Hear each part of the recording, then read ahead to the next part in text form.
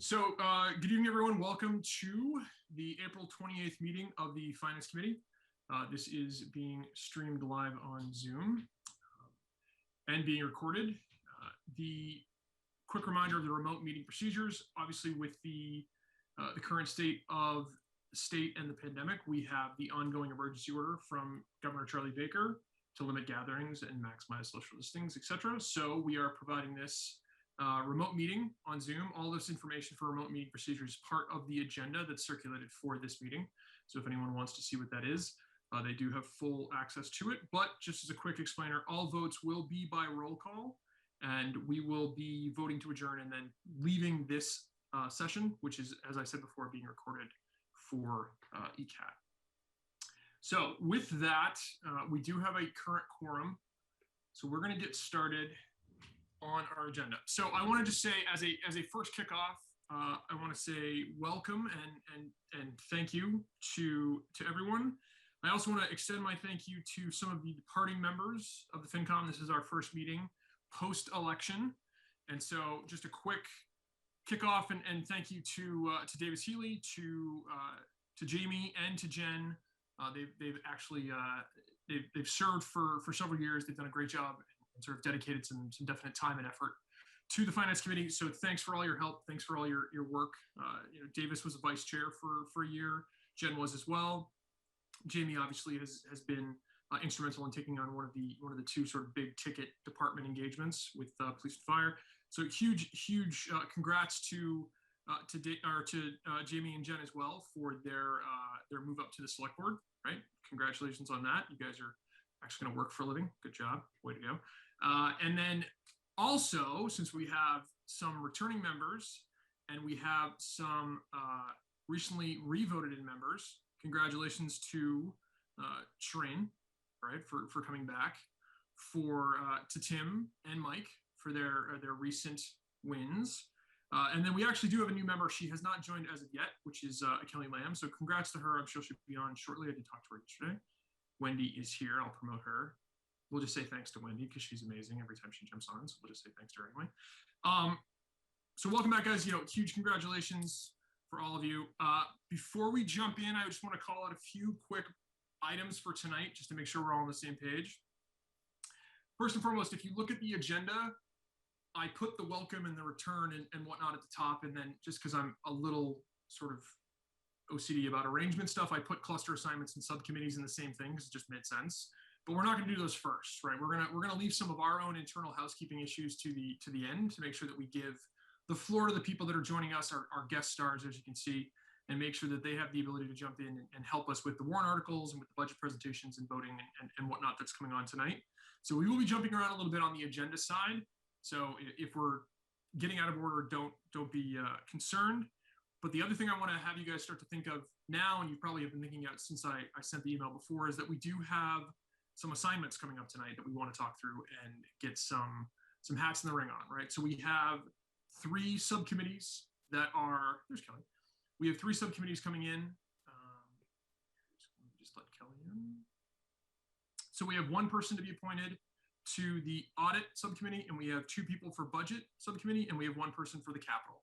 So we will, if you have any interest in those, and I've talked to a few of you about this in the past and recently, if you have any interest in those, when we come around to that point of our own internal sort of association, feel free to raise your hand. The way we've done things in the past, it's sort of relatively straightforward, is if you have an interest, raise your hand, give us a quick snapshot of why, and then we do obviously vote for that appointment. So there's four open, so there's plenty of room. I myself am not going to run for any of those because I'm still going to be on, I assume, school planning. And Connor, correct me if I'm wrong, the reappointment for that will be from the planning committee towards that end of June timeframe when that comes up, I would assume. I don't know off the top of my head. It doesn't matter in the context of tonight, though. So I'm not going for any of these, so that the rest of them are obviously open. And then the final piece would be also, if you have any interest in chair and or vice chair, that's something we're going to have to do an appointment for as well. Do not in any way, shape, or form think that I'm demanding to be chair again. I will absolutely be happy to throw my hat in. But if somebody else is interested, looking at Tim because he's laughing at me right now. If anyone else is interested in chair, please feel free. Dude, you're not getting out of it. Yeah, see, exactly. That's what I was. So yeah, so we'll have the kangaroo court of that vote later, where it's already decided, and we'll call it a day. So with that, as I said, we're going to do those a little bit after the fact. Let's bring the warrant articles up to the top. Let's have those be first and foremost, so we can leverage the people that are here, that have joined, and that are going to help us out. I just want to go down the quick list really quickly. Connor, if you could help me out just to make sure I understand exactly what it is we're still outstanding on, and which ones we're going to be taking up tonight. This will give us a chance to obviously discuss and make sure that everybody that is joining us from the other boards and committees and appointments can help out. So if I'm looking through them, 4 and 5 for articles, I still show as placeholders. 6 we can take up tonight. 11, 16, and 17 are the CPA/historical ones that we can actually obviously ask for some help on. I think Wayne would be jumping in for those, or Wayne and Jim, I should say. And then I have 14, 18, 19, 20, and 21 as zoning, and I think 15 is brand new. Is 15 a new one since the last run? So we have to do 15, and then 7 and 10 are the budget ones that we'll take up after your presentation. Does that sound feasible? It does. Okay. So with that, Wayne, Greg, and Jim, do we have? We can go right down the line and start with go 11, 16, 17 for the CPA historical side, and get those done first, and then Greg, if you don't mind jumping into the 14, 18, 19, 20, 21 after that, we can do those two, get those out of the way, and then the rest of it would be, you guys can then obviously depart and we can take on from there. Sound good? Excellent. All right. Let me get my articles up and we'll start diving in. So let's start with 11. So Article 11, the amendment of code to reflect a change in Easton Historical Commission public hearing advertisement requirement. And I'm going to read the summary because there's a ton here, but essentially the explanation: eliminating the newspaper requirement for public hearings better aligns Easton's bylaw with the Massachusetts General Laws Chapter 40C, enabling legislation, streamlines the application and approvals process, and reduces applicants' permitting expenses. If we could get a quick 30,000 foot sort of brief explanation. We do have some new members of the committee here, obviously. Top level, what this means, where this comes from, what this actually looks like, get an understanding of what it is. Sure. So Easton has 2 local historic districts. When exterior changes are proposed visible from a public right-of-way within these local historic districts, most of the changes should be considered by the Historical Commission at a hearing. Currently, the bylaw requires that there be a newspaper advertisement component for that hearing, published 14 days in advance. Backing up a little bit further from that, many regulatory boards and commissions have applications and approvals processes and various steps you need to hit along the way. A lot of that is in the bylaw, a lot of that is in the rules and regulations adopted by the relevant boards and commissions. All of that, however, is indexed back to the state enabling statute. Many state enabling statutes require newspaper advertising, which is why you will see that in some of the requirements for public notice for various boards and commissions.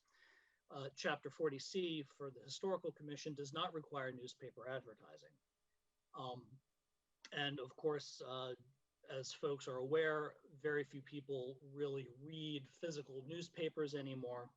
And the overwhelming way that people find out about hearings is by the direct mail to abutters, which is something that will, of course, continue. The commission has also found that with the newspaper requirement, you need like a week or so of lead time to get an advertisement into a newspaper so that it can actually run in the newspaper in the required time ahead of the hearing. At the same time, on a parallel track, the commission is required to consider applications within a certain time window. So what this does is it makes it very difficult to have regular meeting schedules, and it also puts an expense of roughly about $150 for the newspaper advertisement onto the applicant. which is not really necessary for public notice, given that the direct mailing still happens. So in order to shave some time off of the lead time before an applicant can actually have their application considered, and also to save them some expense, the commission proposes eliminating the requirement that there be a newspaper advertisement for hearings for historical commission. Thanks, sir. Does anyone have any questions on this one? I have one quick one that I wanted to ask. You might have covered it, but is there any other place, like other than that direct mailer? Is this also? I saw something in here, and obviously I can't find it. Oh, it gets posted at town hall as well. That's what I thought. Right? It's duly advertised and posted at town hall. Correct. Is that just in town hall, or is it online as well? Is there any? All of these things are visible online. Like your meeting agenda is theoretically posted at town hall, but on the town website, and similarly, these things show up on the town website. Right, it's not some bulletin board in like a back room basement where you have to go and find. It's right, it is both. It is a bulletin board in the lobby, but right. Yeah. Awesome. Okay, thank you. Does anyone else have any questions? Pretty straightforward one, I think. Motion to recommend. Saying all of them. Oh, thanks, Mike. There we go. Look at that. Getting right off the bat here. Do I have a second? Second, Tamelio. Thank you. Ready?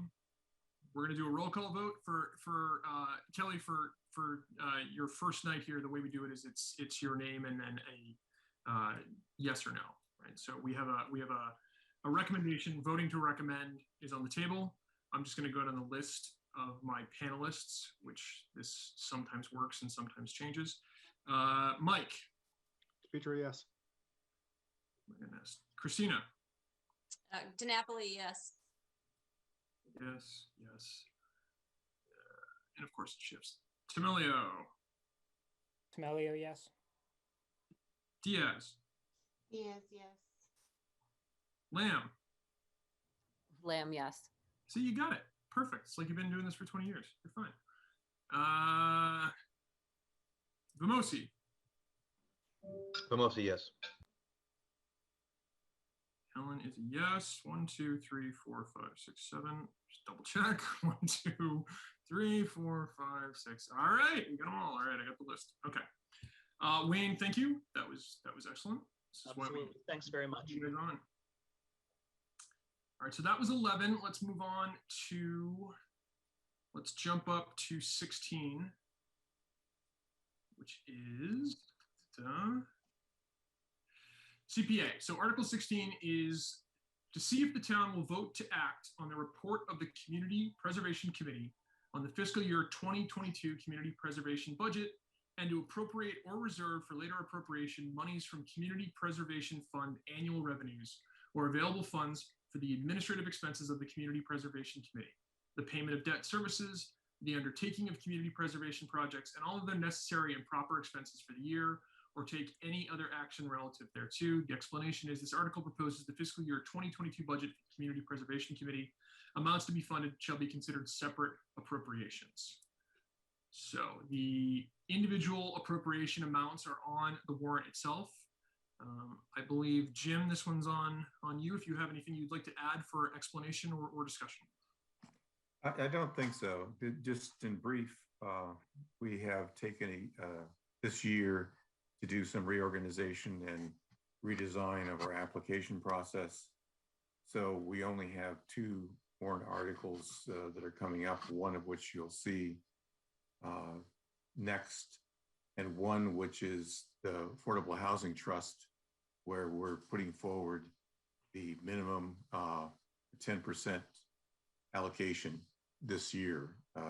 10% is set aside in each of our 3 areas in specific accounts. So this year, Affordable Housing Trust is being granted $177,500. Other than that, there's nothing unusual about this year. Thank you, sir.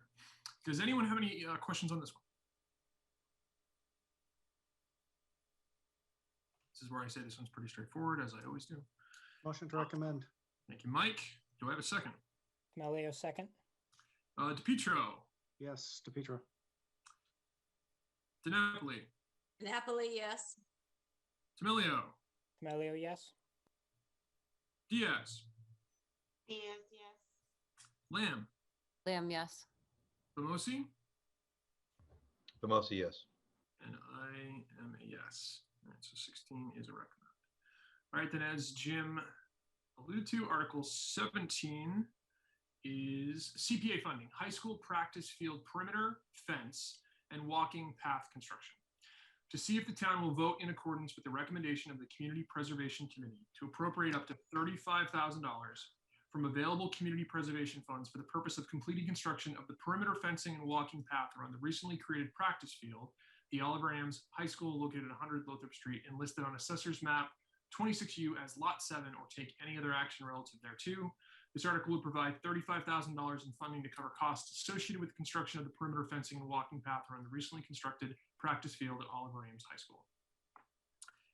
This one seems pretty open and shut, to change my usual cliche. So, Jim, do you have anything else you want to add into this one?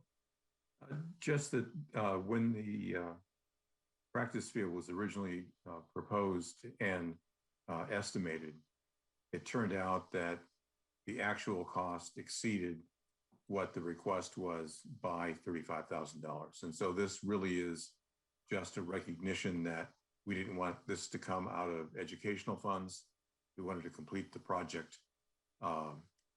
It's not unusual, and it's a very relatively minor amount, but it would not be minor to the education people. Absolutely. Thank you, Jim. With that, I will take a motion. Motion to recommend. Melio, second. Looking right at you, Jeremy. I knew it was coming. All right, let's go down the list again. DePietro, Petro. yes. Napoli, Napoli, yes.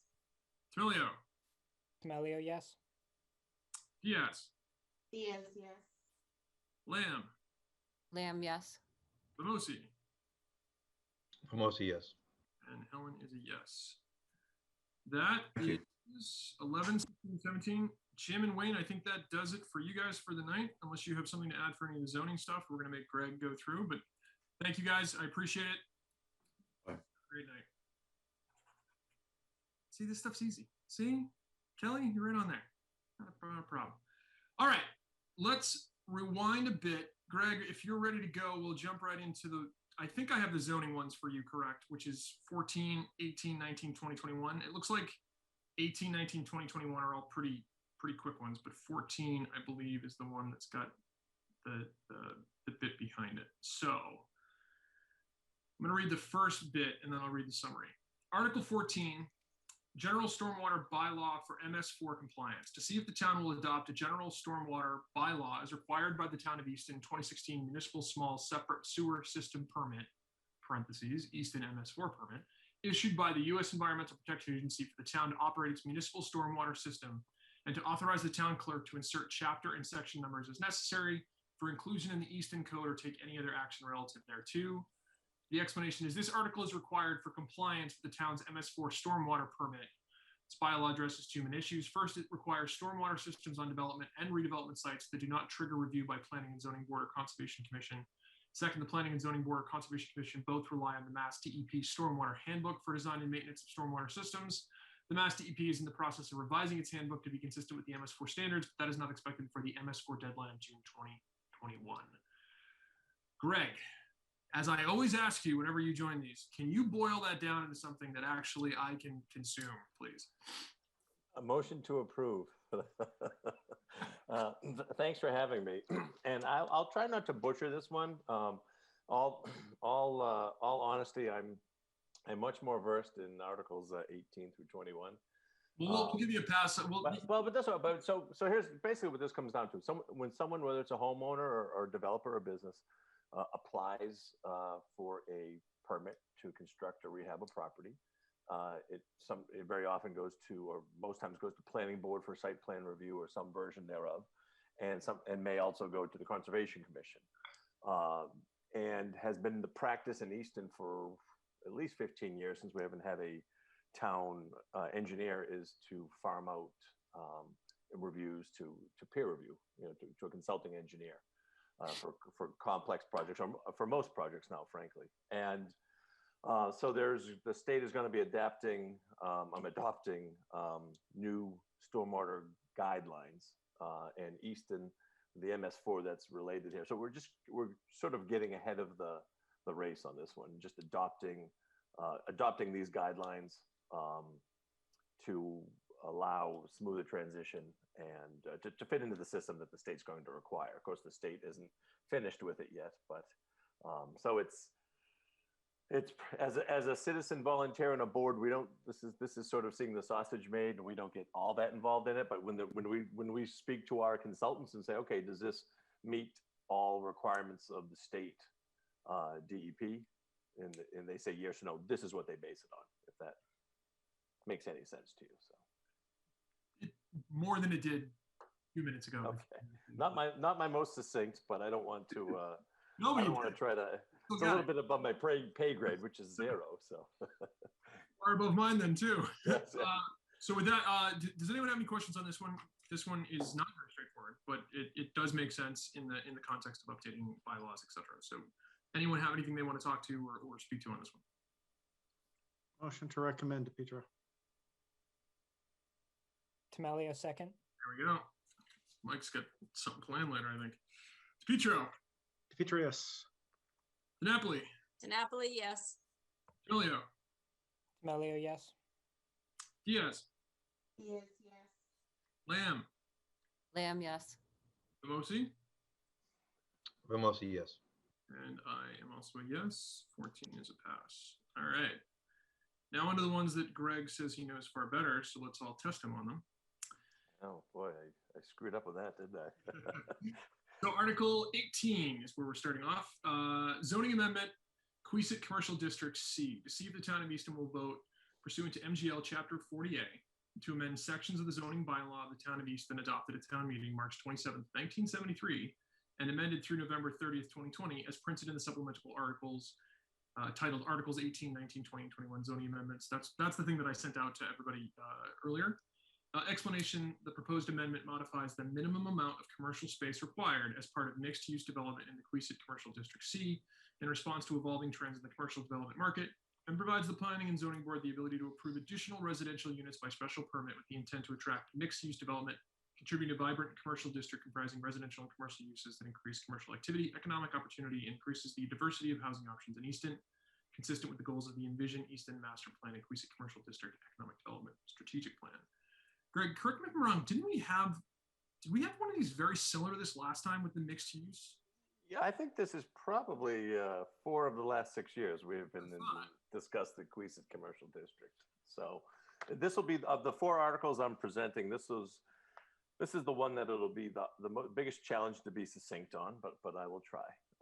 So real quick history. So the Quesad Commercial District basically is Route 138 on the northern end from basically where Stone Forge is, traveling south down to think of where Dean's Fuel is or Korea's Plaza, the intersection of 123. That is broken into 3 sub-districts. Sub-district A is up towards the Stone Forge end, includes like the Easton Marketplace.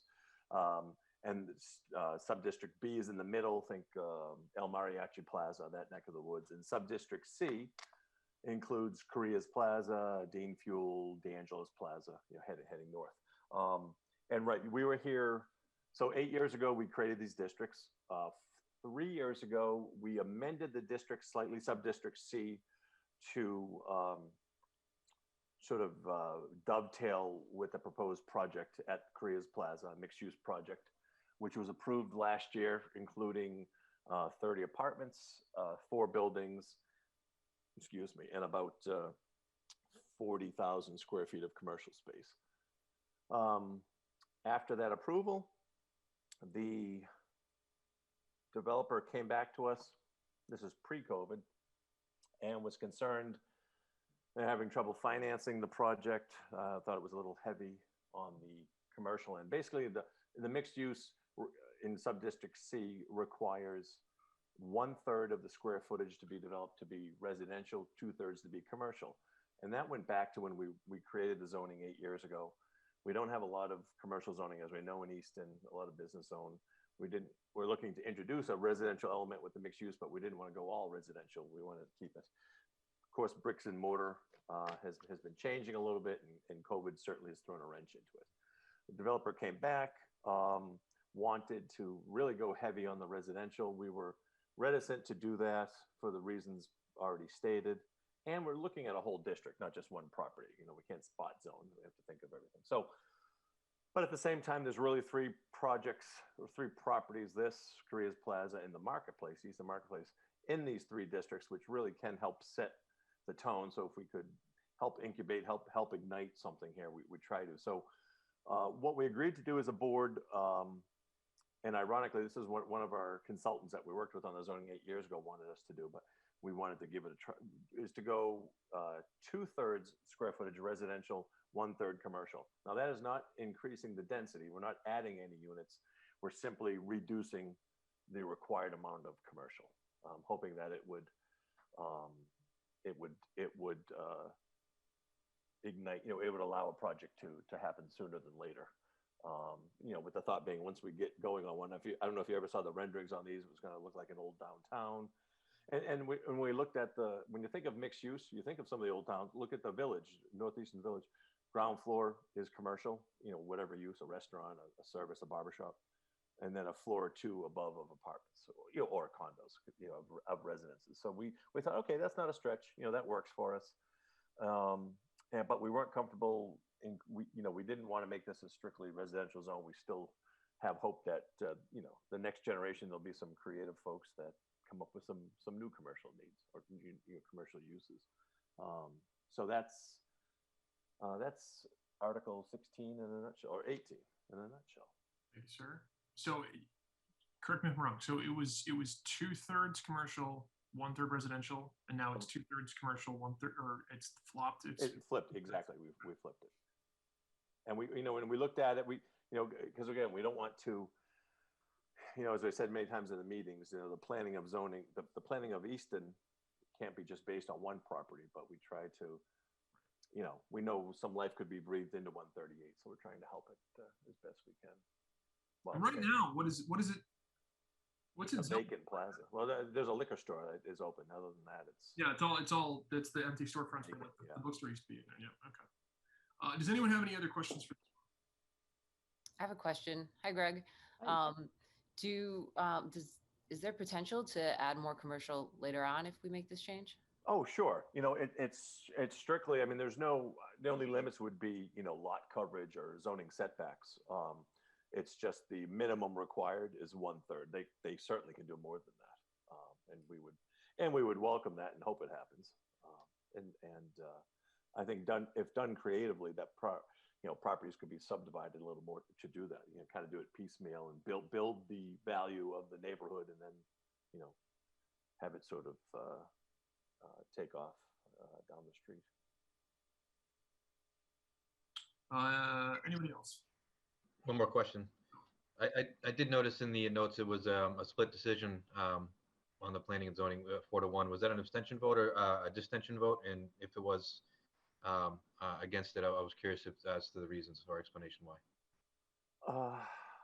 It's funny. We had this meeting. We had that same question with the select board the other night. It wasn't. There wasn't a contentious vote, and I must. I think old age is getting to me. I don't remember the exact reason for it. It's because we often have someone votes against it. We don't ask why. But I know my members well. We've been together for a long time, and I think this person was just was happy with where we were originally and wasn't bowled over with the reasons to change it. But again, I didn't ask, so I don't want to speak for them. But I guess okay, no problem. Thank you for clarifying. I appreciate that. And just as a comment, I know we're trying to bring as much revenue in as we can, and getting any kind of commercial grasp that we can. I think anything we can do to attract that commercial space to get revenue in is a good idea. So thank you for the explanation. Sure. Go, Mike. So, it seems totally reasonable what we're putting forward here. I can't think of a problem with it, but I guess the question that I'd have, maybe would change my mind, is do we have any risk in terms of this development? Because obviously there's a specific developer in question. And with this type of mixed-use zoning that we could inadvertently be creating some sort of residential sprawl where the primary driver is supposed to be commercial? No, and I don't think so. And here's the reason. All of these uses in this district are through, let me correct that. Most of these uses, including mixed use, is through special permit. So what that means, that lets us go to a much higher level of scrutiny. And, because your point's well taken. Think back, what we've been trying to do really for the last decade is to create walkable neighborhoods in Easton, sort of in our 3 town centers. And so I know some of us thought, well, maybe this is a little more residential than we want in compared to a ratio. We'd like to see more commercial. At the same time, I always think back to that wonderful house across from the church up on North Main that painted itself yellow, or that was painted yellow 15 years ago. And then that entire neighborhood, they had these great houses, but they kind of got hidden behind some vinyl siding or behind, just some, monotone paint colors. The whole neighborhood woke up. Those things are contagious. This is a very unique district, very small district. And other than those large properties, there's lots of properties that are going to be ripe for redevelopment because they're limited. They're small lots on a river or small lots that are landlocked. And if we can create some walkable neighborhoods, then that can help sustain restaurants, revitalize some restaurants in there, take advantage of Stonehill, which is right up the street. And I think come up with some creative commercial uses. People, I see people write to me all the time, or I see comments online, and we should put they put a skating rink there, or we should put in more fast food restaurants. And we're trying to keep Easton special. We were so lucky with what the Ames gave us a century and a half ago. And that's why we stand out from our neighbors. And so by putting that special permit tool out there, it allows us to perhaps, have architectural review, or to create some linkage and mitigation for the town, or to make sure, I think Easton's special. And I think it's okay for us to ask, if you want to create something here, bowl us over. Let's keep Easton unique. Let's keep it special. And so I think that builds tax base, builds rent, builds property value, and that all helps out, obviously, the bottom line. So that's what we're trying to do. Yeah, and it makes sense. I mean, everything you said makes sense. Presuming nobody else was inspired with the question, DePietro, motion to recommend. Before I accept that, I just have one other piece here. So you might have to repeat it. Just to be clear, this is just for District C, right? So you said A is up by Stone Forge, and then there's B in the middle, and then C is down by that plaza. So this is just the change in the existing for C. The other two are still 2/3, 1/3, the previous, or is it different for each one of them? It's different for each one. Based on the lots, I'm assuming. And based on the characteristics and on their, project. Like in the middle, it's very small lots, so the uses are different. Sure. And I do believe C is the only one that has the 2/3, 1/3. But just because I don't have the bylaw in front of me, forgive me. I'm not as young as I used to be. We wouldn't understood it if you read it anyway. So it's. Hey, I wrote it. Come on. No, but thank you for clarifying. I just want to make sure that the point is there, that it is just the C piece. Right. Yes, exactly. Mike, I think you had something you wanted to add a moment ago. Motion to recommend, DePietro. Thank you. Melia, second. Ready. Let's go to the list. DePietro. DePietro, yes. DiNapoli. DiNapoli, yes. Temelio. Melia, yes. Diaz. Diaz, yes. Lamb. Lamb, yes. Vamosi. Vamosi, yes. And I am a yes. That one is recommended. All right, Article 19, Appendix B, Dimension and Density Regulations, to see if the town of Easton will vote pursuant to MGL Chapter 40A to amend sections of the zoning bylaw of the town of Easton adopted at town meeting March 27, 1973, and amended through November 30th, 2020, as printed in the supplement titled Articles, etc. Explanation: this amendment codifies the dimensional and density regulations for the Furnace Village District and special uses passed at special town meeting on November 30th, 2020. This was the last article on the special town meeting warrant, which due to a loss of quorum at that point in town meeting was not taking up for a vote. This is a housekeeping item. I wanted to just ask, I thought the explanation was pretty on the nose of what this is and why this is coming back up. But if you had anything else to add to that, just to make sure that everyone has a good understanding before we open the questions. I would just say, if you remember when I was before you guys last year, This was the exact thing that we voted on. We rewrote zoning for 5 corners of the Furnace Village district. And yeah, if you were at town meeting, you know that when the bell toll 11, someone did a quorum call and we were 8 short. So this is the last. So everything else for Furnace Village passed, just not this one. But nothing has changed. And this is just a section of the document that has the dimensional and density requirements of what, how big, where, how, etc. But nothing has changed since last year. Does anyone have any questions on this one? For the new folks, we recommended this last go around, but I don't want to stop anybody from asking more questions now that we have different folks. Thank you, Mike. I'm not seeing any. Go ahead. Motion to recommend DePietro. Camelio, second. DePietro. DePietro, yes. DiNapoli. DiNapoli, yes. Camilio. Camelio, yes. Diaz. Yes, yes. Lamb. Lamb, yes. Famosi. Mostly's yes. And I am a yes. 19 is a recommend. 20 is zoning map change. To see if the town of Easton will vote pursuant to MGL Chapter 48 to amend sections of the zoning bylaw of the town of Easton adopted at town meeting March 27, 1973. It was a big town meeting. And amended through November 30th, 2020 is printed in the supplement titled articles, etc. We talked about it. Explanation, this amendment adds 2 parcels that were intended to be included within the Furnace Village District's Depot Subdistrict. These 2 parcels were inadvertently admitted in the amendment presented at special town meeting in November 2021. Greg, that one sounds self-explanatory, but do you have 2020? It says 2021. I'm reading it. There's a typo, but okay. This is what happens when you have 4 director of planning regimes in the course of 9 months. I do this. I usually start at 3 in the morning and I do this stuff late at night. And we looked at zoning maps all over the place. And this is real quick. This 2 parcels. One, if you think of where Walgreens used to be, at 5 corners where CVS is. If you cut from CVS, that little road they put in that goes over. And I always call it the house on the island between the gas station and that 1 acre parcel right there. And that's the 383 Bay Road. And then the 497R Foundry Street, that's a parcel that is actually it's right behind McGuire's. It actually runs out to 106. There's a parcel that's been a for sale sign there forever. Out towards 106, there's a stream. I don't think you'd ever see anything developed there, but economic development, always looking for what we can do in our commercial corridors.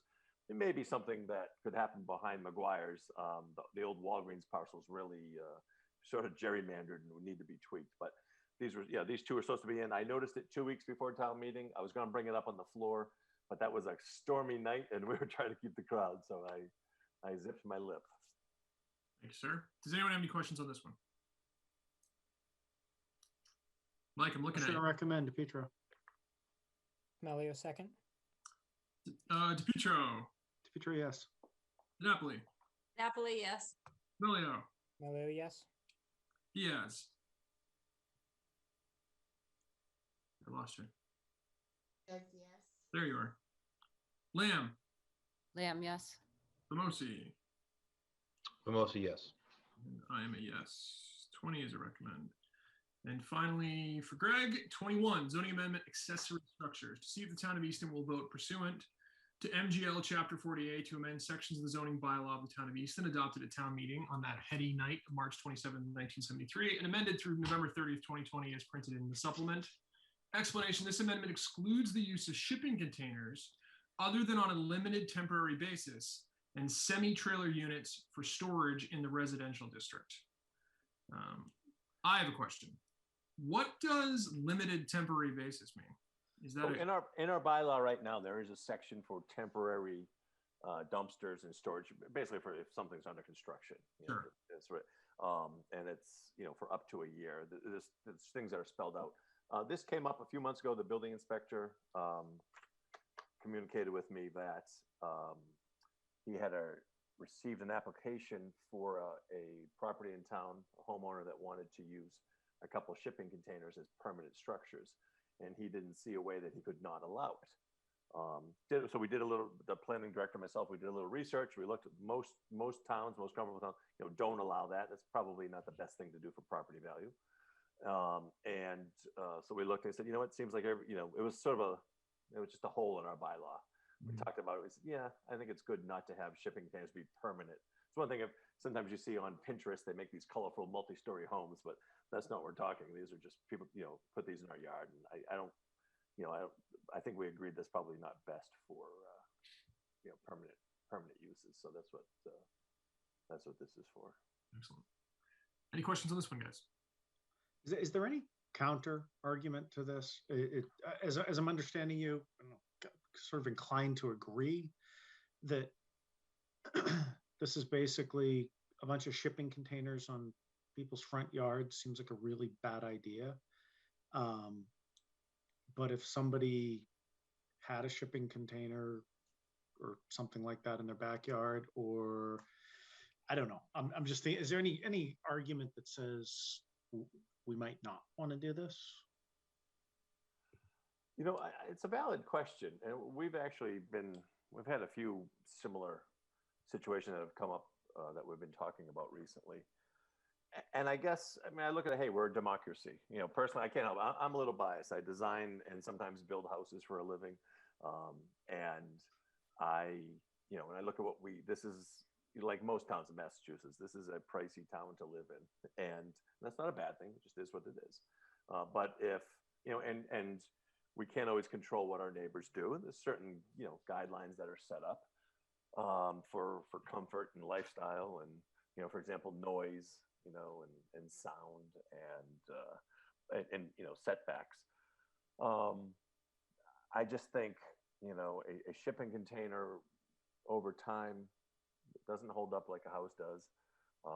And I think I think a lot of people, we'll find out at town meeting, I guess, but I think a lot of people would prefer that not be allowed as a permanent structure because I think they'd probably determine it to be detrimental. And it's very difficult to your example, to say, okay, you can do it in your backyard, but not in your front. You can try to write that, okay, it can be accessory to the house, it can be for it, but then what happens? Look in Easton, we have a really stringent home rule. We have our own wetlands bylaw, much stricter than the state. So very often, okay, people want to put things like this in their backyard, but then they find out they can't. They can only put it in the front. That's we run into that now. People that want to have giant, large accessory structures, garages or workshops, and they can only be in the front of the house, and then people start to complain about that. The value of my house, and there's this big pole barn out front. So, like I said, it makes sense. Just real quickly, would this affect anything but residential property? No, I'm thinking it's allowed in commercial. It's just residential. Okay, I was thinking about the Easton soccer fields, which actually feature a prominent container. Right. No. It's in fact, if I can, because I won't be able to find it, but it is. This is just residential zoning. Yeah, it says residential district in the residential district. Okay. Cool. Excellent. Patrick? Yep. So I have a couple questions about this. So first off, shipping container versus shed. Where's the line? I can buy a shipping container and store tools in it. Is that a tool shed? Can I not have that? Like, where's the line there? Is it arbitrary? Is it aesthetics? Is it?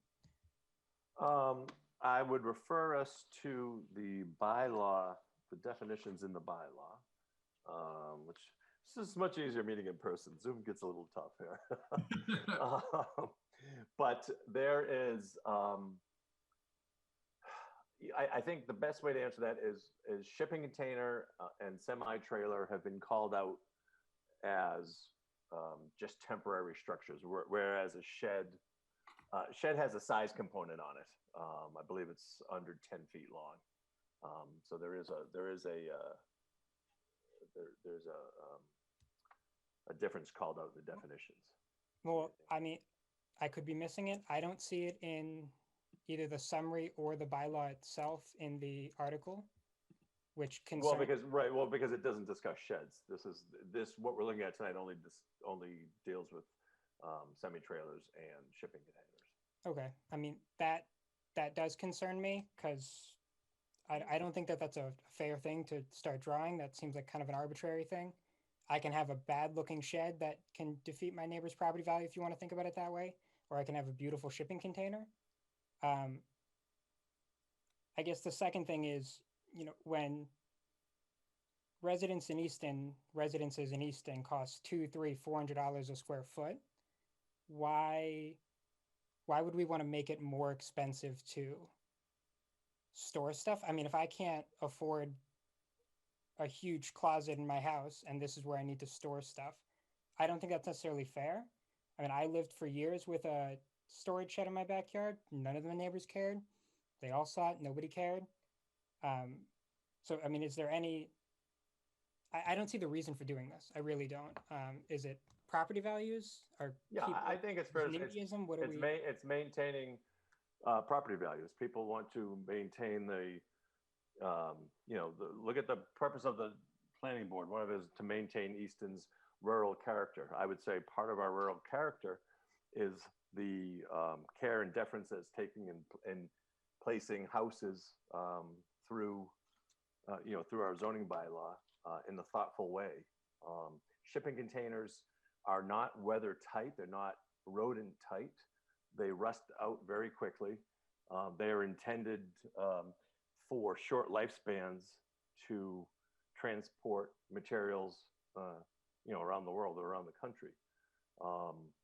And I would submit, if we were to allow a shipping container or an old retired semi-trailer to be used as an extension of a residence, we are greatly reducing the value of our homes. And given that Easton is heavily reliant on its home values for its tax base, we do not have much commercial tax base, that financially that would be unwise. And from an extent, and again, the world's made of many different types of people. Aesthetically, I look at, I think houses have many different types of looks, many ways. And, I have a friend who has 15 shipping containers he stacked together in Oregon, has a 7-story house out of them. One's a 40,000 gallon aquarium. It's one of the coolest things I've ever seen. But that's not what we're talking about. If someone wants to build a house out of that and make it unique, great. I think that's fantastic. But we're talking about taking a shipping container, dropping it in a yard, and it could be in a front yard, it could be anywhere. And that is, I've been in real estate 40 years, that's not going to increase property value. And it's not a matter of taste, it's a matter of function. Do we allow people do we put open roll-off dumpsters in the front of our yards to collect rubbish? No, we use kind of neater, more compact, because we don't want the highlight of our house or of our residences. We don't want to be the utilities or the accessory uses. That's why they're accessory uses. We want it to be the main structure. Well, I don't think that that's an apt comparison with trash cans, but I would also just go back to, without a solid definition here, I don't think it's. I'm sorry to interrupt, but there is. Do we have it? Our bylaws are available online, and so if you look at accessory structures, it's 235.18. It clarifies certain buildings, tool sheds, garden sheds, storage sheds, garages, and other like buildings shall be allowed as an accessory use in the residence districts, subject to the dimensional requirements of the bylaw. So we have that in our thing. So yes, why can't I make a storage container, buy it, put a door in it, paint it? Is that a tool shed, or is that not allowed? I think this is arbitrary. That's what I'm getting at here. I think this is arbitrary. I don't think, my aesthetics are different from your aesthetics. This doesn't seem like this seems like we're just trying to tell people what they can and can't store their stuff in for no real reason, in my opinion. No, that's the beauty. That's the beauty of America. We don't all have to agree. Beautiful. Greg, thank you for the assist. I can't find the bylaw that quick when I'm online. Greg, I have a question. Just Sure. On the equity piece. Correct me if I'm wrong, but to buy one of these containers is a few $1,000s, right? So it's similar to the cost of a shed. You get it for $600, yeah. Yeah. One quick question too. If it's permanently affixed, does that change? So, I mean, where these are being stored on a temporary basis for storage, if does it being on a cement pad or using, use the, I know in vacation areas, they use them as structural pieces and building bigger buildings. So if somebody bought these and affixed them to a cement pad to use them as a construction piece, is that something that is still allowable by this, or is this only for temporary storage? Because I don't know what the building codes would be on that. Yeah, I was to gonna be say honest. that's certainly an I'm not an expert in interesting building code. question. Let me just go back and. Yeah, it seems like, Tim, while Greg's looking for it, it seems like what you're saying, if I'm understanding you, is that they have,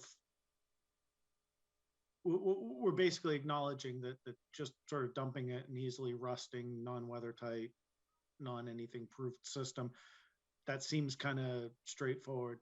But what if somebody goes to the trouble of, I don't know, putting it on a pad, caulking it, painting it pretty?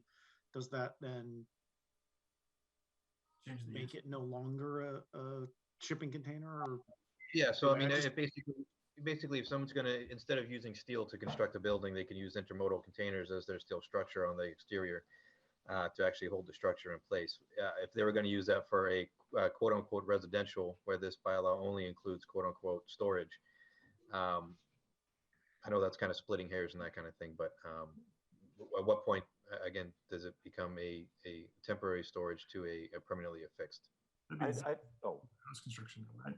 I was gonna say, so I think if you if you look at the bylaw, if you look at the definitions, and what I said earlier, if someone, I was talking about my friend Joey out out west. If someone were to take one of these, because this is under storage structure, under accessory structures, but if you're going to make it an attached garage or a living unit, now that's something different. I don't think this bylaw would stop that. And we're not against, don't get me wrong, we're not against creative uses of houses. But what we're talking about, what we were asked to address, were not what we're talking about. People aren't going to spend $20,000 to put a footing in here, to spend the structural engineering for as-builts, to go through the Board of Health, because now you're underground, you have to do things. This is built to address, someone brings in a storage unit, drops it within 5 feet of the property line, and wants to leave it permanently. Yeah, that's kind of my point. So basically, what I'm trying to get at is if somebody wants to use a intermodal container storage for a creative purpose as residential or swimming pool or anything that's over the construction requirements for a shed, which I think is 10 by 12. I might be wrong on that, but somewhere around the 8 by 10. I would have to go through a process to be approved through planning, zoning, and building regardless. Correct. So I think all of those will be individually reviewed on a case-by-case basis. So a blanket amendment to stop the drop of an intermodal into someone's property for a temporary storage would be appropriate. However, a creative use, we wouldn't be restricting as long as it went through the proper channels for permitting. Well said. Yeah, and to that point, I think the other thing that the second point here, the second aspect of it, the semi-trailer unit, like I think that crystallizes this on the other side as well. That if someone were to take the aesthetics out of the shipping container aspect, right? I see both points, right? To Greg's point, if you took it and built something that's a creative, quirky house out of it or whatever it might be, then yeah, absolutely, I can see the desire. But if someone backed a semi-trailer up onto their neighbor's front lawn and just drove away, and that was just there, and they said, "This is my shed. I painted it," right? That would cause some concern. There'd be some phone calls. Greg would definitely be aware of that pretty quickly, I'm assuming. So I understand that side of it as well. So thank you, guys. Are there any other questions, any other comments, any other asks on that one? Motion to recommend to Pedro. Thank you. Do I have a second? Second, Lamb. Thank you. All right, let's get on the list. DePietro. DePietro, yes. DiNapoli. DiNapoli, yes. Melio. Melio, no. Diaz. I'm losing your audio. Yes. There you are. So yeah. Lamb. Lamb, yes. Vamosi. For most fees, yes.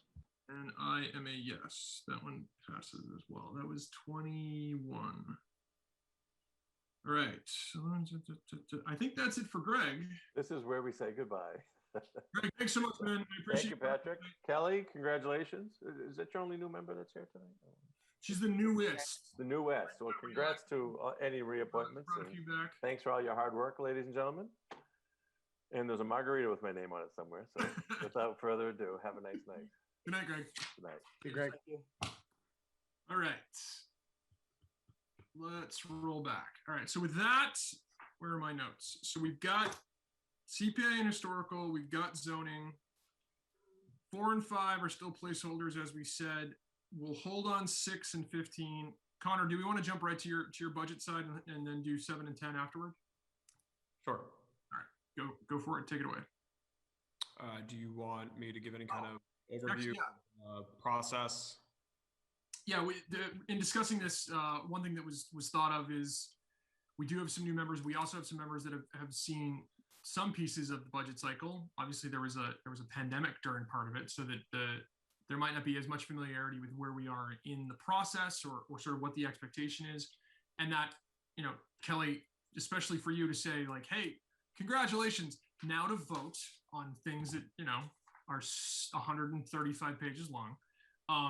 Connor offered to give a quick preamble about where we are, what this means, what this structure looks like, so you have some understanding. This is obvious. This is open for questions for everybody. There, as Connor can attest to, there are things that he's told me that I ask every single damn meeting for him to explain it to me again. So that's not shocking at all. So questions, anything that's not clear, feel free to ask. And then he's going to go into a presentation to discuss the final balanced budget, and then we're going to go through the 2 articles that are associated with that, which are the budget itself and then capital planning. Go ahead, Connor. Thank you. Sure. Thank you. And to build on what everyone else said, congratulations, Kelly and Shireen, for your elections, and Mike and Tim for your re-elections. So it's always a little strange at this time of year that because of the date of the town election and the date of town meeting, which are both stipulated by our bylaws and charter, it's pretty common, although it probably feels a little weird, that the brand new select boards and finance committee and school committee, if that is the case, are usually asked at their first meeting as a new body to take votes on, in this case, roughly $120 million of spending. That's just a kind of idiosyncrasy of the town meeting calendar. So, the good news is that although I'm here to ask for your vote to recommend this tonight and to answer any of the questions you have along the way, we've been developing this budget publicly for many, many months, and that's typical. So normally, even in this year, even despite COVID, we have stuck pretty closely to the typical budget cycle. So typically every year, so the town operates on a fiscal year, July 1 to June 30. And pre-Thanksgiving every year, Wendy, the finance director, and I send instructions out to all department heads requesting that they submit requests for both operating budget requests for the coming fiscal year, as well as capital requests. The operating budget in many years, frankly, is put forward a level service budget. We typically don't have excess revenue to work with, but there can be some other instructions given. For capital, we have a bylaw that stipulates a 5-year capital improvement plan. And if you've had time to flip through the capital budget, it not only lays out what I'm recommending be funded based on what the capital planning committee prioritized, it also includes a 5-year look forward on all of those capital requests. And so we typically, and it's not uncommon anywhere, you typically cannot fund every single capital item that's requested every year. So some things get deferred to the fall town meeting, some things get deferred indefinitely. So those may come up in another year, and then new items come up due to new regulations or things, think of PFAS that 3 years ago would not have been in our 5-year water capital plan, but then jumped the line to the absolute top now. So we request those before the holidays, and then over the holidays we work internally with those department heads to look at those requests. We cross-compare them to what our revenue forecasts are, which are admittedly around the holidays usually pretty rough. We learn what the state budget will be. Usually the first presentation of it is in January or February. That is the second largest revenue category. First largest is taxation. The amount we can raise is set by the law, so we can project that stuff relatively easily. And then we issue a preliminary budget. There's usually a gap between our projected revenue and what the requested spend level is. So we usually have what's called a preliminary budget deficit in January or February of a given year. It gets presented to the Select Board and Finance Committee. It gets reviewed by Budget Subcommittee. The school committee has their own concurrent budget process where they pull together their spending plan and request. And we iterate on that budget January, February, March, April. Typically in March or April, we have a joint hearing of the Finance Committee and Select Board where each department will give a really detailed deep dive on their one specific operating budget. We did that this year on April 5th and 7th. And after that, we work to refine our revenues and make some business decisions on whether we want to cut spending more, tap into reserves a little bit, and produce a balanced budget. And that's where we are now.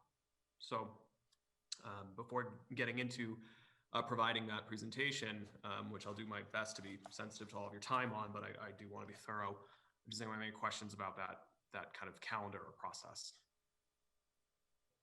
I had a question about the subcommittee involvement. So do they get involved prior to the holidays, or are they meeting with each department and doing a deep dive like January, February? It's a good question. So it kind of depends on the year. If there's anything novel in the revenue outlook, the budget subcommittee may get together. We've met as early as August to talk about the following July, to just look at what trends we're seeing with taxation, with local receipts, with state revenue. So that's kind of just based on the circumstances on the ground. So sometimes I meet before the holidays. As far as kind of more detailed reviews with departments, budget subcommittee is more strategic, and it's made up of reps from the three kind of policy boards: Select Board, the Finance Committee, the School Committee, as well as the Finance Director, the school's equivalent to Finance Director, the Superintendent, and myself. And it's a kind of a good place for getting a cross section of all of those committees together to talk about any big picture stuff that we're seeing, that's informing, what's probably going to drive my budget recommendation, and get input on things like that.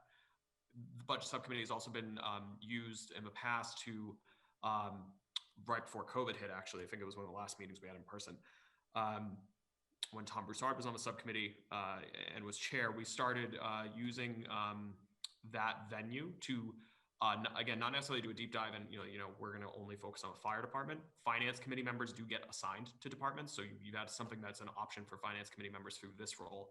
But the budget subcommittee got more involved in kind of benchmarking and comparative analyses to make recommendation reports to the school committee, select board, and finance committee on, hey, this is for towns that have similar demographics and economics to the town of Easton, their typical per capita spend is here and Easton is here. And this is what that looks like for your long-term ability to fund services.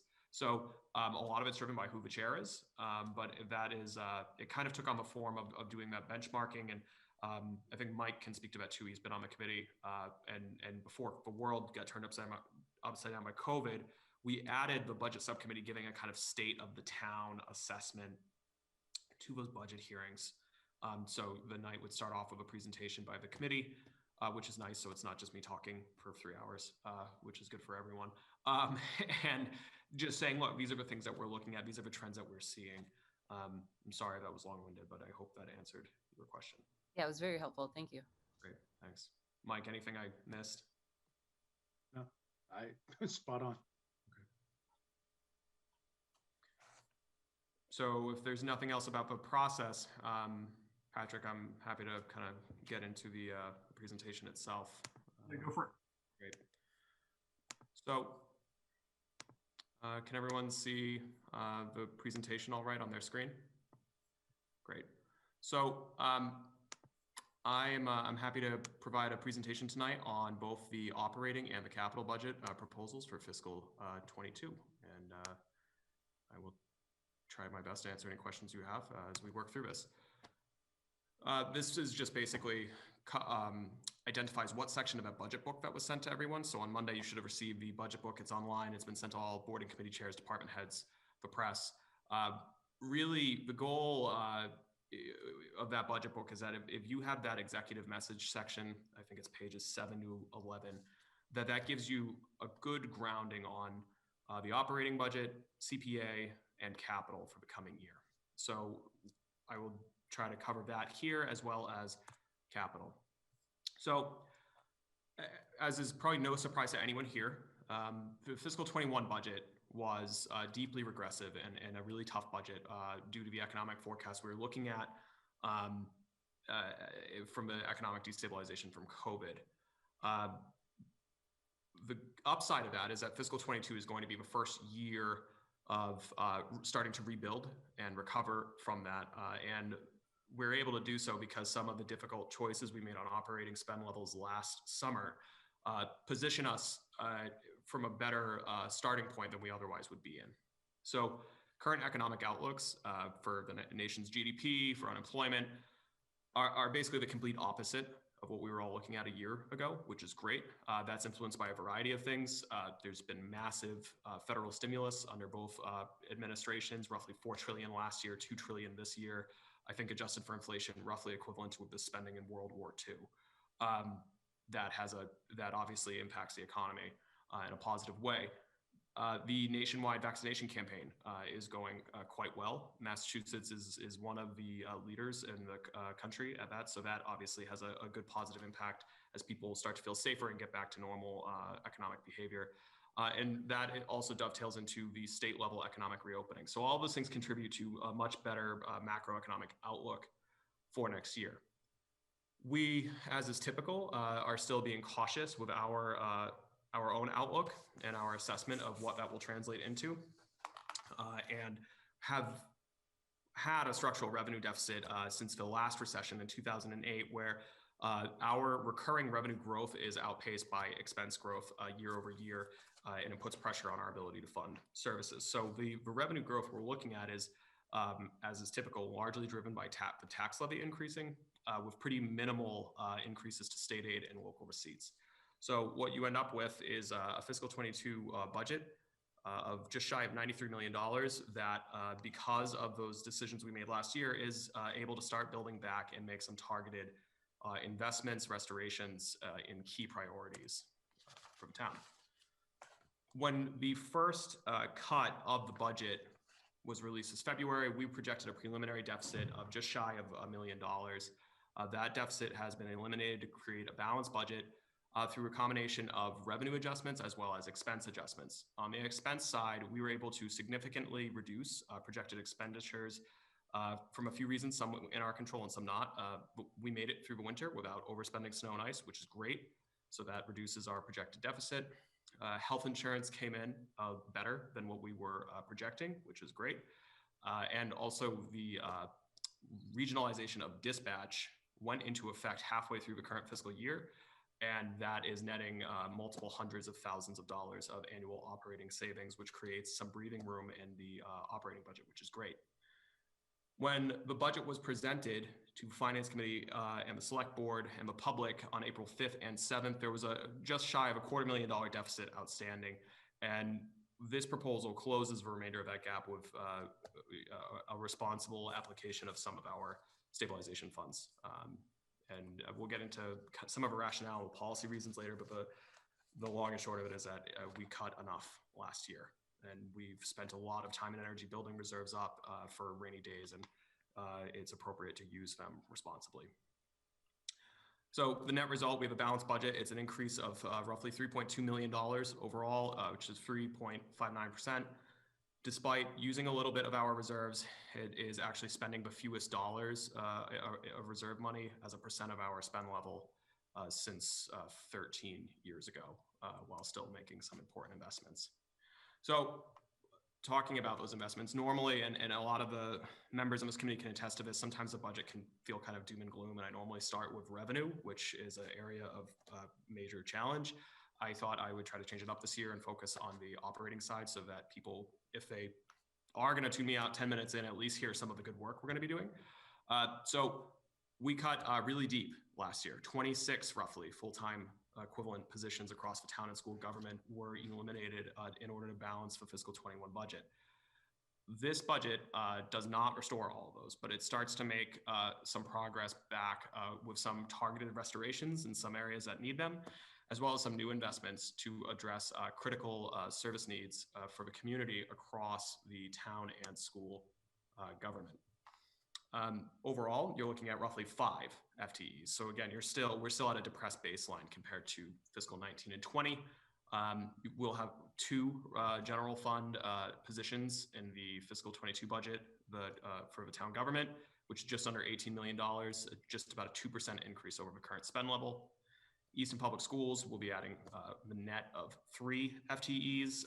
That is going to produce just shy of a $44 million operating budget for the schools, which is an increase of 3%. So what we're actually going to be investing in. So on the town government side, some pretty exciting stuff. The first one, actually, I don't know if we're allowed, one of your members, I think, can actually speak to it as of today, which is, I think, pretty exciting. Fire and public health have been working together hand in hand just to a remarkably effective degree through the COVID-19 pandemic, not only from a leadership level with Chief Partridge and Director Kennedy, but all the way down through ranks.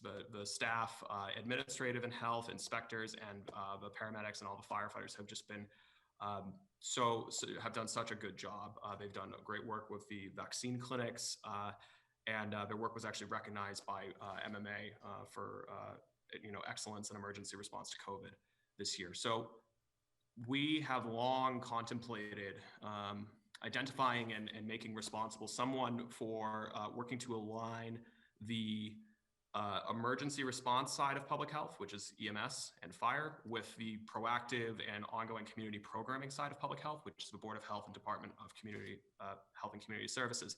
And so this budget includes funding for the stipend for a new position, which is a shared position between fire and the Department of Health, which is a mobile integrated health and public health officer. It's basically focusing on community paramedicine, which is an evolving area of EMS and public health. And that is, I think, going to be a great thing. And Tim, I don't know if you want to get put on the spot and talk about it, but it's Tim, and he's just been wonderful for the department and the community during our vaccine clinics. And Tim, anything you want to add to that? No, thank you, Connor. I think it's a great opportunity for the town and the people in general. And I think the base of it is we're going to be combining our emergency and non-emergency services to better serve the community. So I think it's a good start and a good building block to keep us out there and further involved in the community and just increasing our services that way. So I'm looking forward to it, and I think it's a great thing. So thank you. Great, thank you. I have a question. Does that also include mental health? Well, we're building this program from the ground up, so it certainly could.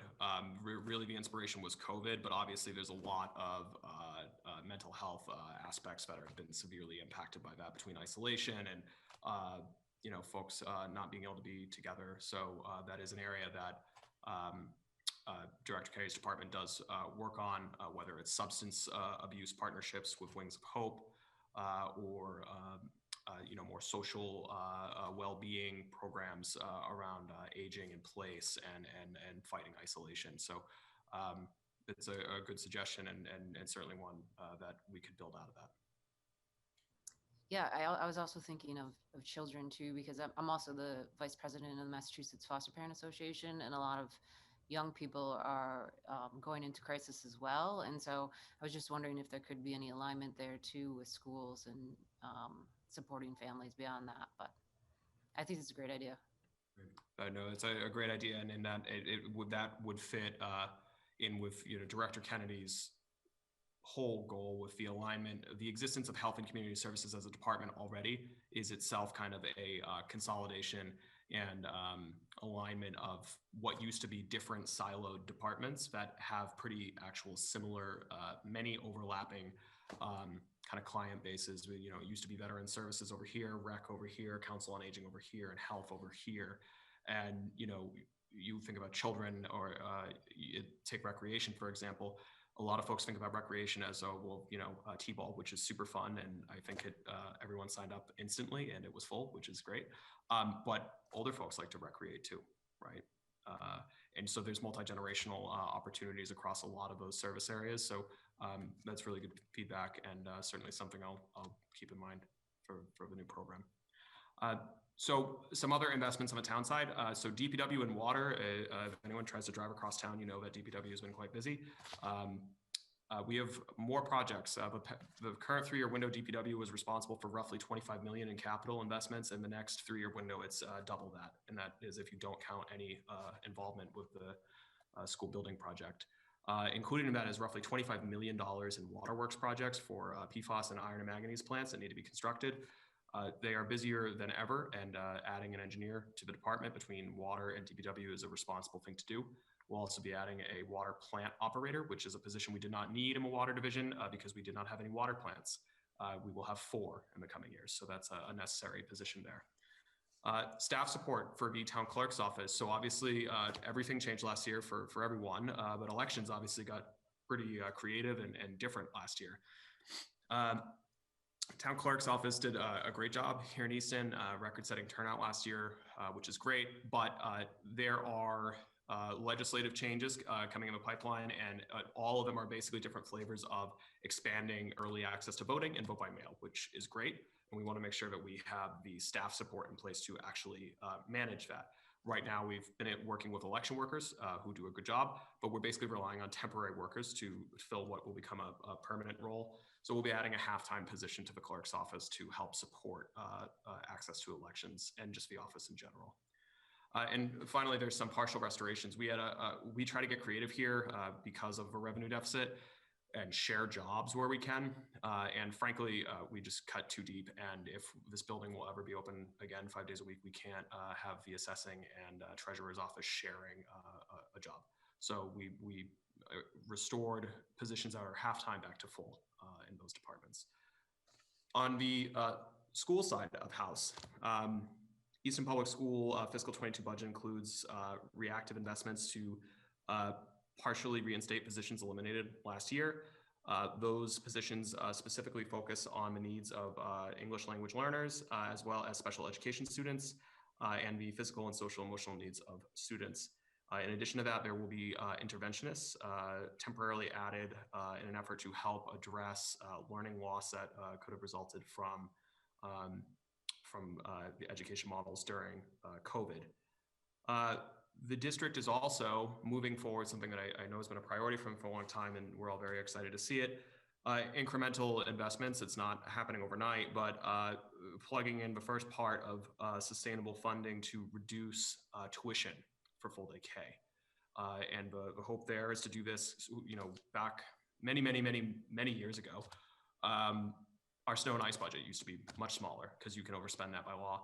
And because of changing climate, worsening storms, we were overspending it all the time. And so we knew we needed a larger snow and ice budget. We built it up incrementally over 4 or 5 years. The goal here, according to the superintendent, is for the district to make incremental investments in the coming years to significantly reduce and ultimately eliminate kindergarten tuitions. This is an important equity goal. It increases access for young learners to kindergarten, which a lot of people a lot smarter than me have done a lot more longitudinal studies to show that access to full day K is really vital for numeracy and literacy, and therefore just the upward mobility and potential of kids for the rest of their life. So that's, I think, a great step to take. And then some stuff that's probably the most boring of anything I'll say tonight, but it's definitely stuff I like, is fiscal investments. Finance committee members are, I think, quite aware the town of Easton and all municipal governments have growing OPEB liabilities. And what OPEB means is other post-employment benefits, typically retiree healthcare. So the way that it works now is that as people retire before they're Medicare eligible, the town still provides insurance to them. They pay a quarter of a premium. We pay 3/4 of it, just like an active employee. As time goes on, the number of retirees grows. I think we actually have more retiree health plans now than active employees. That can cost millions a year. We are able to meet those obligations, and we do, but it is good practice to set aside additional funds into a trust fund devoted to meeting those future, as of yet unknown, retiree healthcare obligations. And so we have an OPEB trust fund. There's some 6-figure number in there that's quite nominal, frankly. And because we were able to actualize some savings in health insurance today, we are programming for the first time into the operating budget a recurring contribution to the town's OPEB trust. It is small, it's 25,000, but it's a step in the right direction. It's a prudent thing to do, and it will be looked at favorably by bond rating agencies, which is important because we have a lot of borrowing and capital projects in the pipeline. Another fiscal investment included in this budget is that the exempt debt service budget, that is the budget that pays the premiums and interest associated with borrowing, is increasing by roughly $1.25 million to fund the now underway Blanche Ames Elementary School project, which is great. This having been approved with a debt exclusion override, that $1.25 million is offset entirely by a matching increase to the tax levy. So we were able to make these targeted investments for a variety of reasons. The first and foremost is that the baseline we're building off of from the current fiscal year 21 is quite low because of how deep we cut last year. Other things that made it possible are conservative wage agreements. I think there's roughly 15 labor unions between the town and school administration. All but one have agreed to one-year extensions at 1% cost of living adjustments, which helps make budgeting a whole lot easier and predictable. So that's great. We thank our labor partners there. SEMREC, I mentioned before, the regionalization of dispatch has not only brought improved dispatching services to the community, we were able to do so at a significant savings. Prior to SEMREC, the annual operating costs for local dispatch plus the soft cost of benefits is roughly $750,000. The cost of SEMREC for Easton next year will be $300,000. So that is a more than 50% reduction in that spend, which makes other investments possible. Can't go without saying thank you to the department heads. They've done just really exceptional work with shrewdly managing their budgets year over year, but also thinking long-term about investments we need to be making. And finally, the town collaboratively with Finance Committee and the voters at town meeting we've been building up our reserve fund pretty aggressively. We more than doubled our stabilization account between 2017 and 2020. Obviously, none of us can take credit and say, yeah, we knew a global pandemic was coming, but capitalist economies are cyclical, recessions happen. And so there was a lot of tight budget years with, there's an incredible amount of need across our departments that are all very compelling. And we simply cannot afford to fund all of them in each given year. And to make those decisions repeatedly when the economy was growing is a difficult proposition.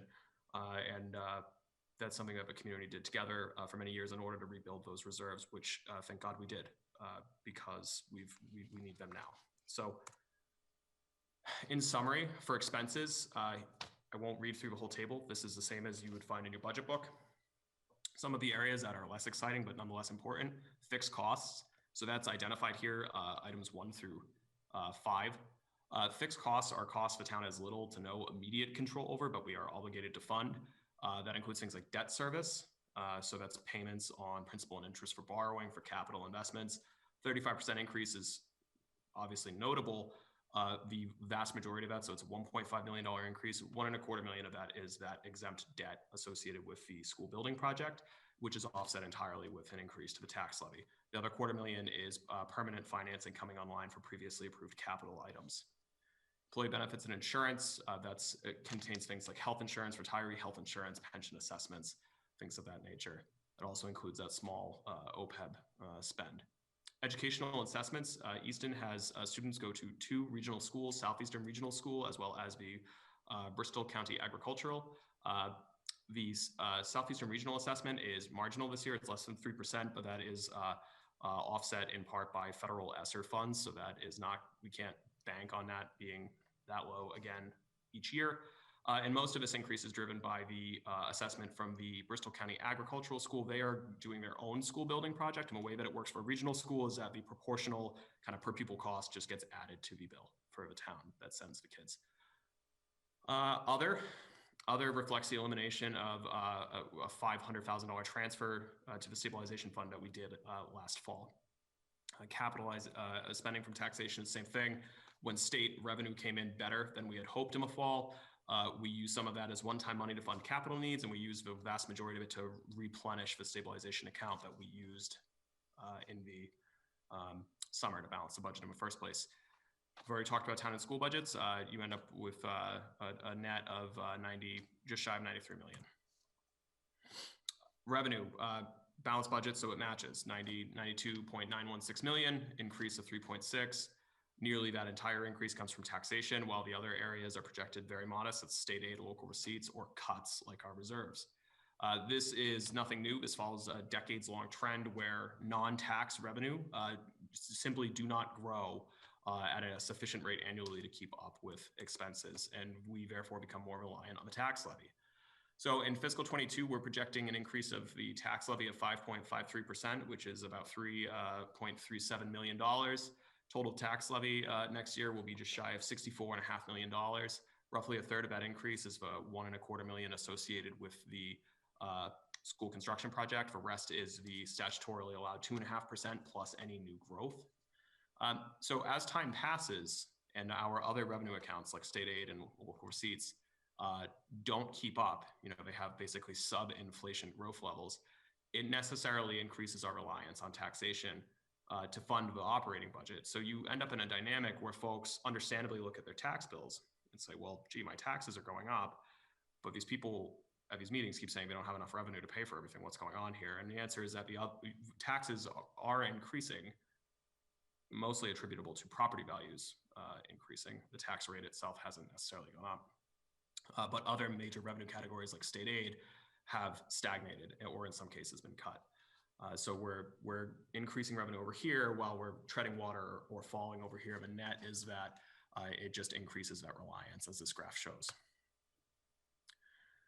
Because of that, new growth is very important. New growth is a subcategory of taxation. It is any new taxable property from construction or significant improvements of existing property. It's the only way for the town to increase the total tax levy outside of an operational override. So recognizing that state aid was being cut and then stagnating more than a decade ago, the town has, across a variety of boards, from select board on down and departments, engaged in the deliberate investment in significant infrastructure in the past 10 years, mainly sewer, as well as zoning reform, to make land use a little easier and denser so that people could take advantage and build out their properties to generate new growth and increase the tax levy for the community. There was obviously a lot of good macroeconomic factors contributing to this, but those good factors plus those local policies saw new growth in fiscal 18, 19, and 20 hit the highest levels that they had since before the financial meltdown in 2008. And then we had the COVID meltdown in 2021 fiscal year. So actual growth in 21 decreased to about 700, and we're remaining cautious, I hope very much so, for a projection for 22 at 650. We hope this rebounds as we come out of COVID, but that's going to be influenced pretty heavily by a lot of things outside the town's immediate control, like the continued vaccine uptake in the United States, as well as the fate of, happy to see the American Rescue Plan adopted. That has some significant investments that are necessary, but there's obviously many, many more trillions of bills being proposed that will have a big impact one way or another on if they get adopted. State aid is the second largest revenue category for Easton. This is funding that is transferred to the town from the Commonwealth. The largest portion of this is state education funding. So state aid is our second largest revenue category. It is projected to increase next year at a modest 1.45%. Last year, it was level funded at 0, which all things considered, we were happy with. We were expecting a cut, but you're looking at less than 1.5% increase to your second largest revenue category over a multi-year period, which obviously doesn't meet expense growth. This itself follows other trends. It's a critical revenue source. It was cut deeply in the 2008 recession, and it took until 2016 for Easton state aid to recover to what it once was in 2008. So we had 8 years of lost time there. We are, one of the contributors to that is Easton is what is considered a minimum aid school district and community, where the state's funding formula for deciding how much money goes to which community for education looks at a variety of economic factors, socioeconomic factors. And the long and short of it is it looks at Easton's property values and other wealth factors and says you can afford to pay more for school out of your tax base rather than through state aid. So you will get the minimum allowed increase in state revenue every year allowed by law, which is $30 per student. So what that translates to is a roughly $100,000 increase of state education funding to a $43 million school system, which is not adequate. So that, again, increases reliance on taxation. Nearly 25% of our total revenue used to come from the state prior to the financial meltdown. And as you can see here with this graphic, it's basically the opposite trend now. 4 years ago, we were at 16.16% of our revenue was from the state, and next year that will be 15.14. Local receipts, third largest revenue category, composed of things like excise tax, licenses and permits, fees, ambulance fees, meals tax. They've leveled off of, those were growing quite healthily in the, I still don't know how to say the 2010s. I don't know if there's a better way to say that, that decade from 2010 to 2020. They are more responsive to economic downturns. Things, as you can imagine, like meals tax took a pretty noticeable hit last spring. So we're remaining conservative in our projection of only a 1% increase now for a total of 6.77 million. The fourth and final revenue category is other sources and reserves. The fiscal 22 budget cuts other financing sources and reserves by about $500,000 from last year. It's nearly 20%. The total use will be $2.25 million. The supermajority of that decrease is from a reduced use of reserves this year compared to the first budget cut last year. That being said, we are still using roughly 1 million in reserves. It's tapping 813,000 of free cash, which is excess funding available from either unspent expenditures or revenue that we collected above projections, as well as 236,000 and change of stabilization funds for a total reserve spend of 1,050,000. Given the severity of cuts across departments made last year, and the reality that none of the requests or the restorations or investments that we talked about earlier are anything outside of really essential critical services to meet existing demands for operations, using a bit of the stabilization fund makes good sense, and it also meets the policy that has been adopted by the select board. So we're not using more than half of our free cash in the operating budget.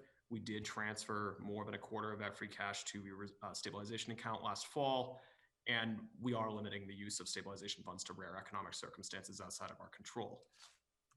That total spend on the reserves of the stabilization shy of $250,000 is less than 6% of our stabilization fund balance, which is a good thing because it's one-time money. And so if things don't improve dramatically next year, we may need to use some more. And so you don't want to draw 20 or 30% in one given year because you set yourself up for a fiscal cliff.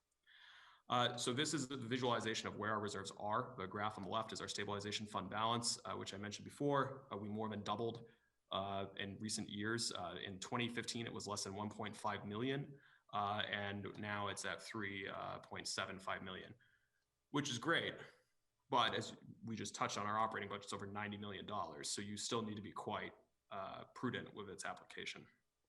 The graph on the right, if you don't have the Brady Bunch band covering it, is our total use of reserves over time. That's free cash and stabilization. And so this budget that I'm proposing for fiscal 22, it's the second lowest use of reserves in raw dollars since the great financial crisis of 2008 and the last override.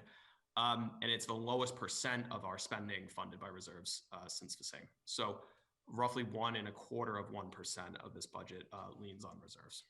And that's the lowest percent since a very, very different financial picture. Revenue summary. Again, I won't read through each of these. We just covered it, but what we're looking at here for fiscal 22, it's just shy of $93 million operating budget. It is a responsible first step to start working out of the pandemic. In doing so, it responsibly taps reserves, the lowest percent of our spending since the last operating override and 2 recessions ago. It's an improvement, but we also should remain sober about what we're improving from. We are partially building back from one of the most draconian budgets we've had ever. And we will, even if this is funded, still be at meaningfully leaner staff levels across most of our departments than we have been in many, many, many years. The investments we're making are responsible, they're necessary, they're sensitive to the needs of these departments and the members of Easton that they serve. And there's other kind of key components here that are long-standing things we know we need to do, like fiscal investments and OPEB. that are a good start, but don't get us all the way on other longer term financial needs like capital, which we can get into later. And it's much shorter than this. So long-term things we all need to be thinking about. The structural revenue deficit that we had before COVID is still here, and it will be exacerbated by it. There are legitimate questions to be asked when someone says we have a revenue deficit. It's a revenue side problem to say, well, what about expenses? And that happened quite a bit when there was a failed override attempt in Easton in 2016. There was an operational audit funded by town meeting. We do a lot of benchmarking. We do mandatory audits under state law. And what those have shown repeatedly, whether external audits or internal benchmarking reports that we publish, is that on the town and school side of the house, we typically do more with less. We have fewer personnel in many of our departments than comparable sized organizations. And on a per capita level, we spend fewer dollars than many of our peers. There's some good news on the horizon. Federal stimulus, that American Rescue Plan Act, will provide some relief in coming years. We still don't have the rules from the United States Treasury on how that money can be used. So we're actually not relying on any of it to balance this budget, which is a good thing, because that means that that money will be available for the coming years. So that'll certainly be helpful, but it's obviously not recurring and it doesn't fix structural problems. There's only so many tools in the toolkit to address structural problems, including things like overrides. And absent that or some other fundamental change in a revenue picture, a major reformation to state law, which we don't anticipate, the ability for us to sustain and improve services into the future are going to be quite difficult. But despite those challenges, and despite the kind of long shadow of COVID, this budget makes targeted restorations and investments to address critical service liability and infrastructure needs across a broad array of services, from kindergarten affordability to public health and voter access in a fiscally responsible manner. So before I put everyone to sleep and talk about capital, which will be much faster, I figured out, Patrick, if anyone has questions about the operating budget, do that now. Yeah, that's great. Thank you, sir. I have two, and then I'll open up for everybody else. You mentioned the ARPA, that you're not sort of including that for the obvious reasons that it's not reoccurring, but what is that available to be spent on for fiscal 22, if anything? Or is it just something that would go to a free cash or a reserve fund association? Or is this an example, like if there are any unforeseen complications to the slightly post-COVID life that we're living in, like the example I think you used last time were the Chromebook purchases for the for schools? Is that what that fund is essentially assigned for? So the short answer is we don't know. We don't have the rules yet from Treasury. So the legislation itself laid out really broad, 4 types of uses, 2 prohibited uses. And, those uses include very broad things like recovery from COVID. That's going to be in the eye of the Treasury Secretary to interpret, right? Recovery from COVID for me might mean something different than for Jeremy or for Mike or for you. So we need to learn the rules first. Generally, the philosophy of the law is to give some funding to city, state, county, and local governments to avoid what happened in 2008, which is, although there was 1 year of stopgap funding for education given, there was minimal direct federal investment, at least on a level that was necessary. And so what you had is situations where in the public sector, for instance, a lot of jobs that got cut just never came back. And, some of that might be cultural, the kind of meme of public workers being underworked and overpaid, but they, police, firefighters, teachers, health agents actually do really important work. And I think COVID has demonstrated a lot of that. And so the funding here is meant to help support and sustain those operations. It'll be available through 2024, which is great.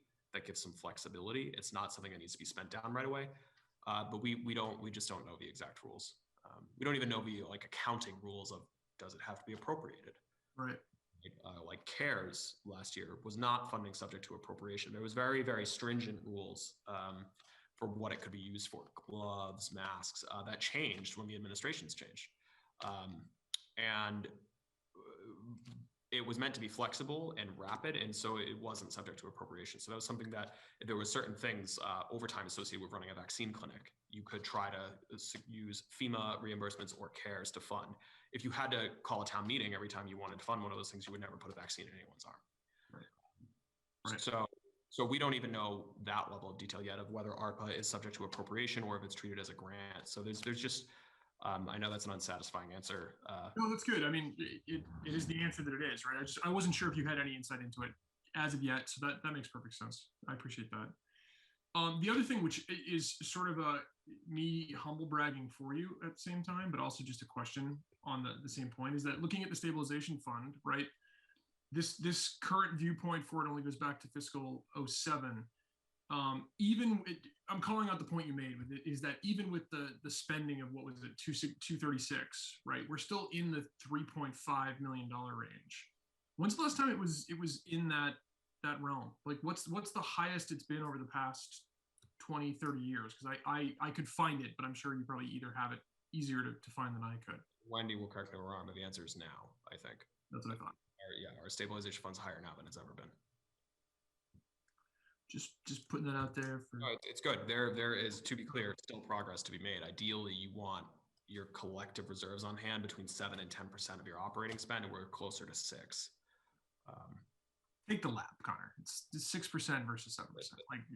Like we're good. It is good, and a lot of voters deserve credit too. There was a town meeting a couple of years ago that was really tough, where there was some pretty difficult conversation with a lot of concerned parents and students about the fact that we weren't investing, increasing spending for certain programs as much as they would like to see. And there was a citizen motion to take $500,000 out of the stabilization account to fund that. And we had a pretty robust and probably boring conversation about the importance of building reserves when times are good and what that would do to our bond rating before borrowing all this money from school. And the voters sided with being more fiscally conservative, which was tough, but that helped us be where we are now, that we could tap into it.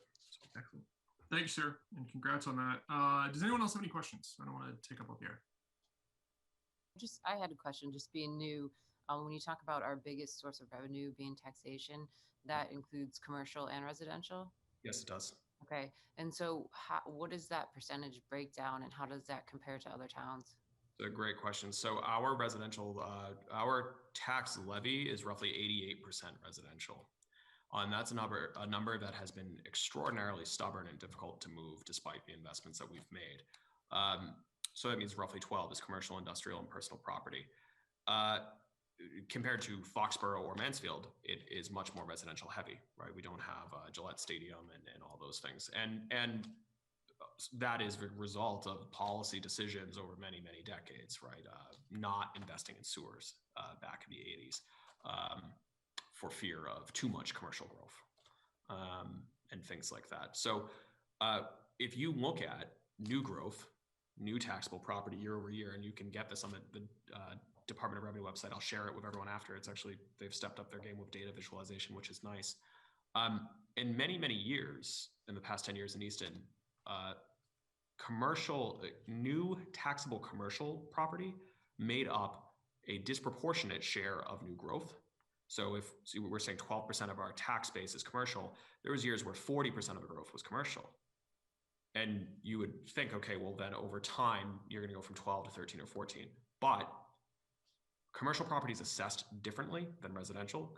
Many commercial properties are in multi-year leases. Their value is based on net operating income and things like that. And so you might have a commercial property's valuation stay the same for 3 to 5 years, whereas residential values, as we all know, are going up, just skyrocketing.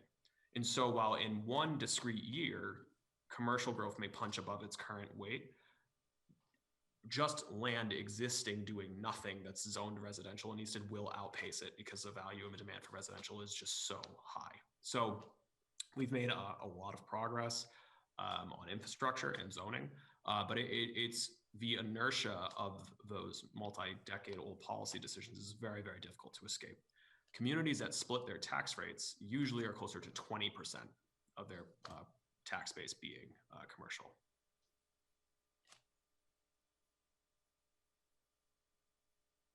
Thank you, Connor. Tim, did you have a question too? I thought I saw you. Yeah, just on the warrant, it states 90. Hang on one second. I got to flip through screens. I apologize. The warrant states 96,79103, and the memo states 92, 916, 669. Am I reading that right? You are, and you and Jen Stacy both get the attention to detail. I think I've asked Wendy that 500 times, and I think I finally know the answer, which is town meeting has the legal authority to appropriate funds. And so the article is funding that's subject to town meeting appropriation. The budget book is a more comprehensive total accounting of all spending we're responsible for, including roughly 2 million of what's called expenditures not subject to appropriation. So there's certain state and county assessments and things like that that we have to pay. We have to pay them so much that town meeting can't even say no, so they don't get put on the warrant. That's how little choice we have. So that's what. Does anyone else have anything? You want to jump right into capital and we'll vote for 7 and 10 at the same time? Yeah, sure. And capital is shorter, which is good for everyone. Okay. The capital budget. So the capital needs of the town are great. The total 5-year capital improvement plan right now sits at just shy of $52 million in requests for town and school capital investments. The fiscal 22 capital budget is recommending funding nearly 29 million, and it reflects the most urgent capital priorities as requested by departments, reviewed by and prioritized by the capital planning committee. The super majority of that kind of mega capital budget number, 26.2 million of it is from water enterprise.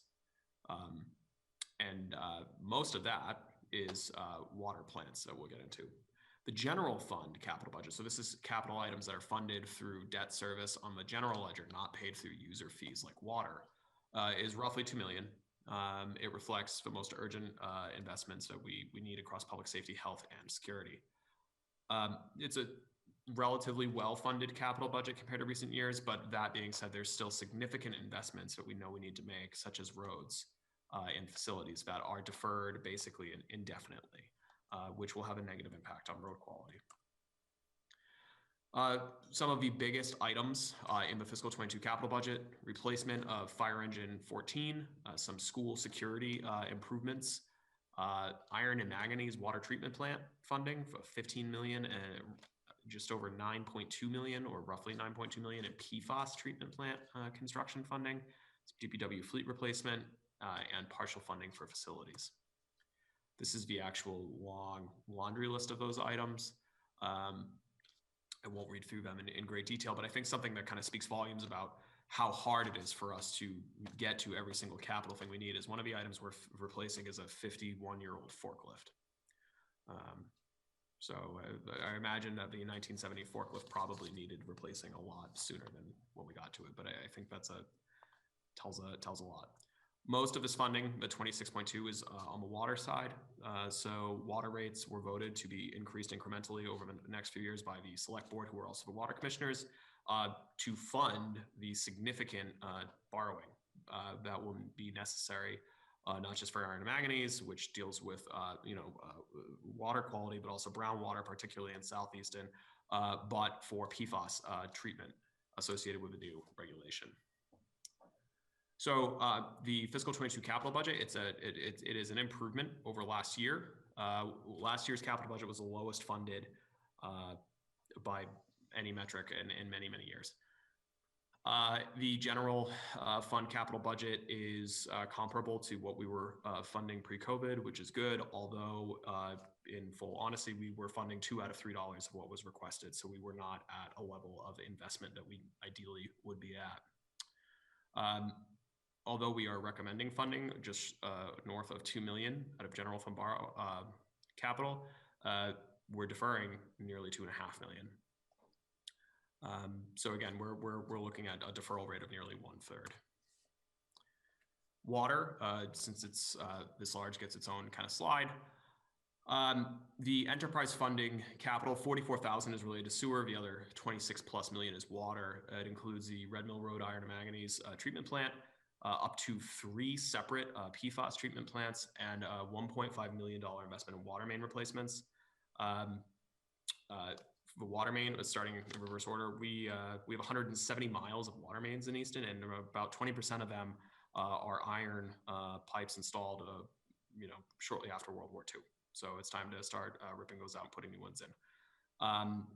Water is considering a 1.5 million annual ask to really get on top of this to increase and maintain safety and reliability of that system. PFAS, obviously a huge item of focus for lots of folks. We are a little bit ahead of a curve on this. We began testing at the now regulatory standard in Massachusetts that went into effect in April this year, 4 weeks ago.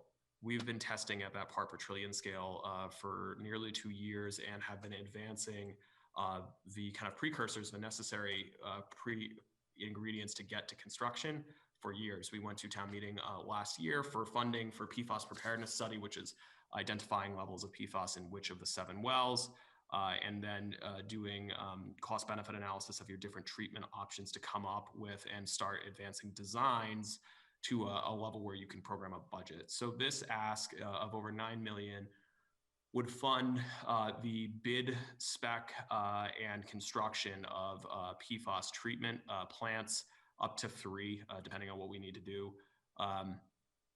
For wells 1, 2, and 4, those are ones. 2 of them were in the notice that went to everyone recently over the new 20 part per trillion standard. Another one of them, I don't know off the top of my head, occasionally is over it, but is not reliably. We very well will probably build a plant there anyway. The other 4 wells are not at a threshold that would require this at this time. So a tremendous amount of water capital, and that's part of why the operating budget includes the investment in a water plant operator, but also with another engineer, so that we have the oversight we need to do this significant amount of construction. The capital budget improvement over a prior year, but it's still funding only the most critical items. Davis Healy, your former member now, I think would usually make a joke every meeting that we have a bylaw that lays out in descending order what the priorities should be, starting with health and safety and emergency response. You get down to item 6 or so, and it's talking about quality of life improvements, and we don't get there because we just have so many needs on the more reactive side. The top priorities of the capital planning committee that are reflected in the budget that I'm proposing include funding for public safety, fleet and vehicles, security improvements for school facilities, as well as the very substantial water quality investments. Other really important needs, such as $500,000 of road funding, is not being programmed at this time. We were borrowing roughly $500,000 a year to supplement state revenue. Much like education, there's a state revenue program. It's called Chapter 90. Which its sole purpose is to transfer money to cities and towns to maintain and improve roads. That has been level funded with a couple of one-off years exception for many, many, many years. Well, this entire decade at least. Obviously, construction cost has not stayed flat in the past decade. So we lose ground there. The same state dollar doesn't do as much. We were plugging that hole with borrowing each year, but we can't continue to do so indefinitely. So that's not included at this time. As time passes, our roadways, municipal buildings age, new, almost always unfunded mandates from state and federal governments, whether stormwater management or PFAS, add tens of millions of dollars of new capital costs to the existing multi-million-dollar capital backlog and compound that challenge. And the state sources of funding that do exist, such as Chapter 90, are frequently level funded and don't keep up. So it creates a lot of challenges here. Same structural revenue deficit concept. So because of that, we tend to put forward budgets like this one where we're funding the absolutely most critical things that we can, and we're deferring some other things that are certainly worthy, but we just don't have the ability to fund at this time. None of this includes getting into more detail that there are certain other long-term needs that are looming. DPW Director Dave Field put a great facilities assessment report together in 2019 that quantified that our public works and public safety buildings are extraordinarily, outside of Fire Station 2, old. The youngest municipal building outside of the renovated Station 2 is older than me. We do have facilities used for woodwork that are from the 1800s. The DPW facility itself has had some facelifts here and there with in-house labor where we can, but they will not meet new stormwater compliance regs. and we don't have enough room to store our fleet without it being exposed to the elements. So there's some significant 8-figure needs there that will be coming down the pipe. That's one of the reasons the Blackledge 40B proposal, part of the mitigation, there was funding a feasibility study for future public works, public safety building, because that is something that we will need to be grappling with in the probably next 5-year window. So from here, so that's the operating budget proposal for the town, the capital proposal. Happy to answer any questions on that. Once we get through tonight, the next step is bring it to town meeting in a couple of weeks. And I very much need to shorten the presentation by then. Thank you, Connor. Did select board already vote on this? They did. Okay, I voted to recommend both. Yeah, okay. Who does need?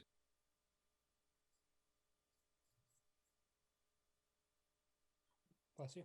Thank you. Questions? Does anyone have any questions on this one? Jeremy. Stiff competition for those questions. First off, I'd like to say thank you again. I know we say it every time and it kind of feels redundant, but you, the town, all the department heads, it's an incredible amount of work. So I just wanted to say thank you for that.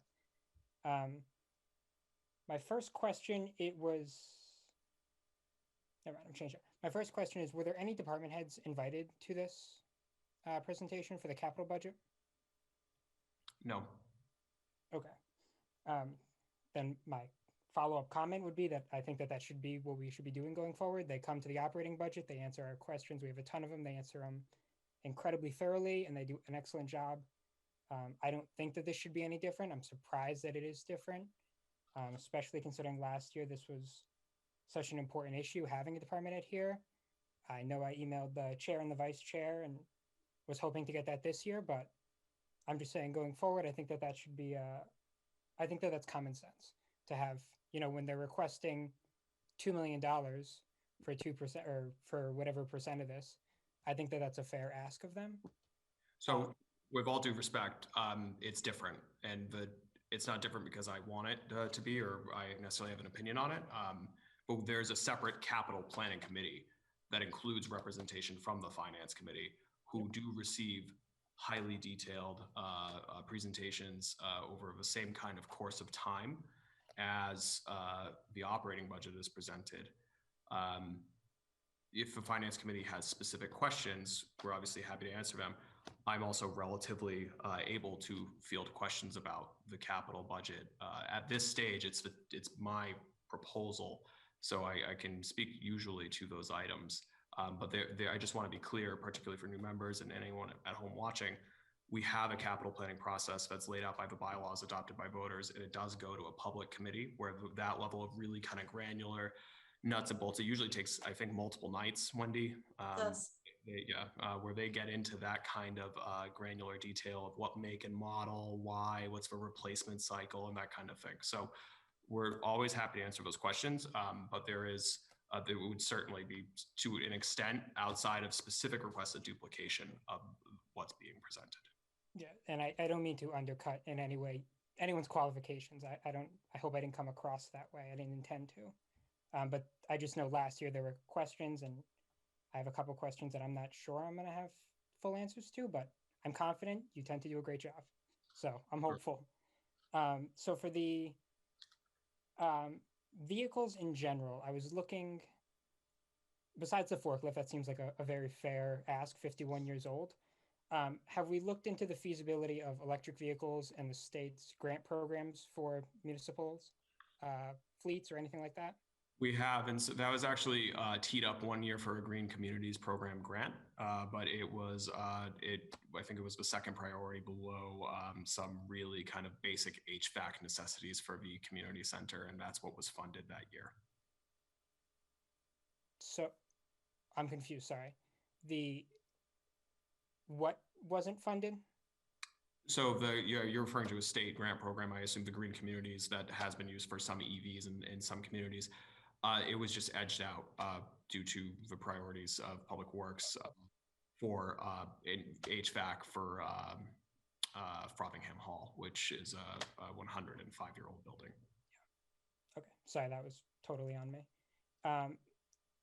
So then I would just I'd venture to say that this is something I think capital planning would be a fair look for them. You know, there's the Mass EVIP program. It's $7,500. These vehicles aren't significantly more expensive, and there's significant savings over the lifetime of the vehicle. They're fully capable. There are options already approved by the state. There are 11 of them and 7 different makes and models. This is kind of future proofing. It's cost avoidance, cost savings, everything we're looking for. Just deleted the rest of my questions. I'm going to hope to recover that by the time this goes over, but that is it for now. Thank you. If you want to shoot me those links, we'll definitely take a look at it. I think there's some more civilian fleet type things where that could work. I don't know if there's replacements for heavy loaders in the EV space yet, but the fire truck I'm doubting, but right. Sure. So, but yeah, that's we're always trying to keep an eye on those new programs. So please feel free to share it. All right, I have a question as well. So how does this compare to the capital budget that is usually every year? Is this about the same amount and you're just allocating it differently, or is this significantly more because of these one-time costs? So the enterprise capital is significantly more because of the water plants. We don't typically, we've seen 10 million plus figures for some like sewer before. Those are just very, very large projects, but those are typically kind of one-off. So that's really what's driving that big upper $28 million number. As far as the 2 million general fund, I think, let me just grab the slide and I could throw it back up on the screen. It is comparable to what we have funded for capital in the past, but it's important and it's worth noting. So here's that table. So if you look at fiscal 15 to 21, the average funded level of fiscal of general capital is just over 2 million. However, that it takes into account both the spring town meeting and supplemental capital that we also typically fund in the fall. So unless we fund nothing in the fall, which is not the plan, this year's capital will be slightly better than average, if that makes sense. It does, thank you. And just something that Jeremy said had me wondering too, have we ever looked into solar panels to put on the roofs of our buildings? And yeah, it's a good question. We have, we actually are maxed out. So the state sets limits on how many renewable energy credits, are called RECs, you can generate with municipal solar to not only reduce your carbon footprint, but reduce your utility spend, which is great. Easton was a leader in that. And before I was in this job, I think very, 2014 or 15, Wendy, we hit that cap pretty quick. We have 1.8 megawatts, I think, on the closed landfill. We also have solar outfitted, I believe, to some of our school roofs. And we try to future-proof the design of the Blanche Ames Elementary by having the roof be constructed in a way that would be panel ready if and when hopefully state regulations on solar generation become more relaxed and we can do more. So it's a great question. I think Wendy, I'm putting you on the spot, but I believe we've reduced utility spend by nearly 200,000 a year through solar.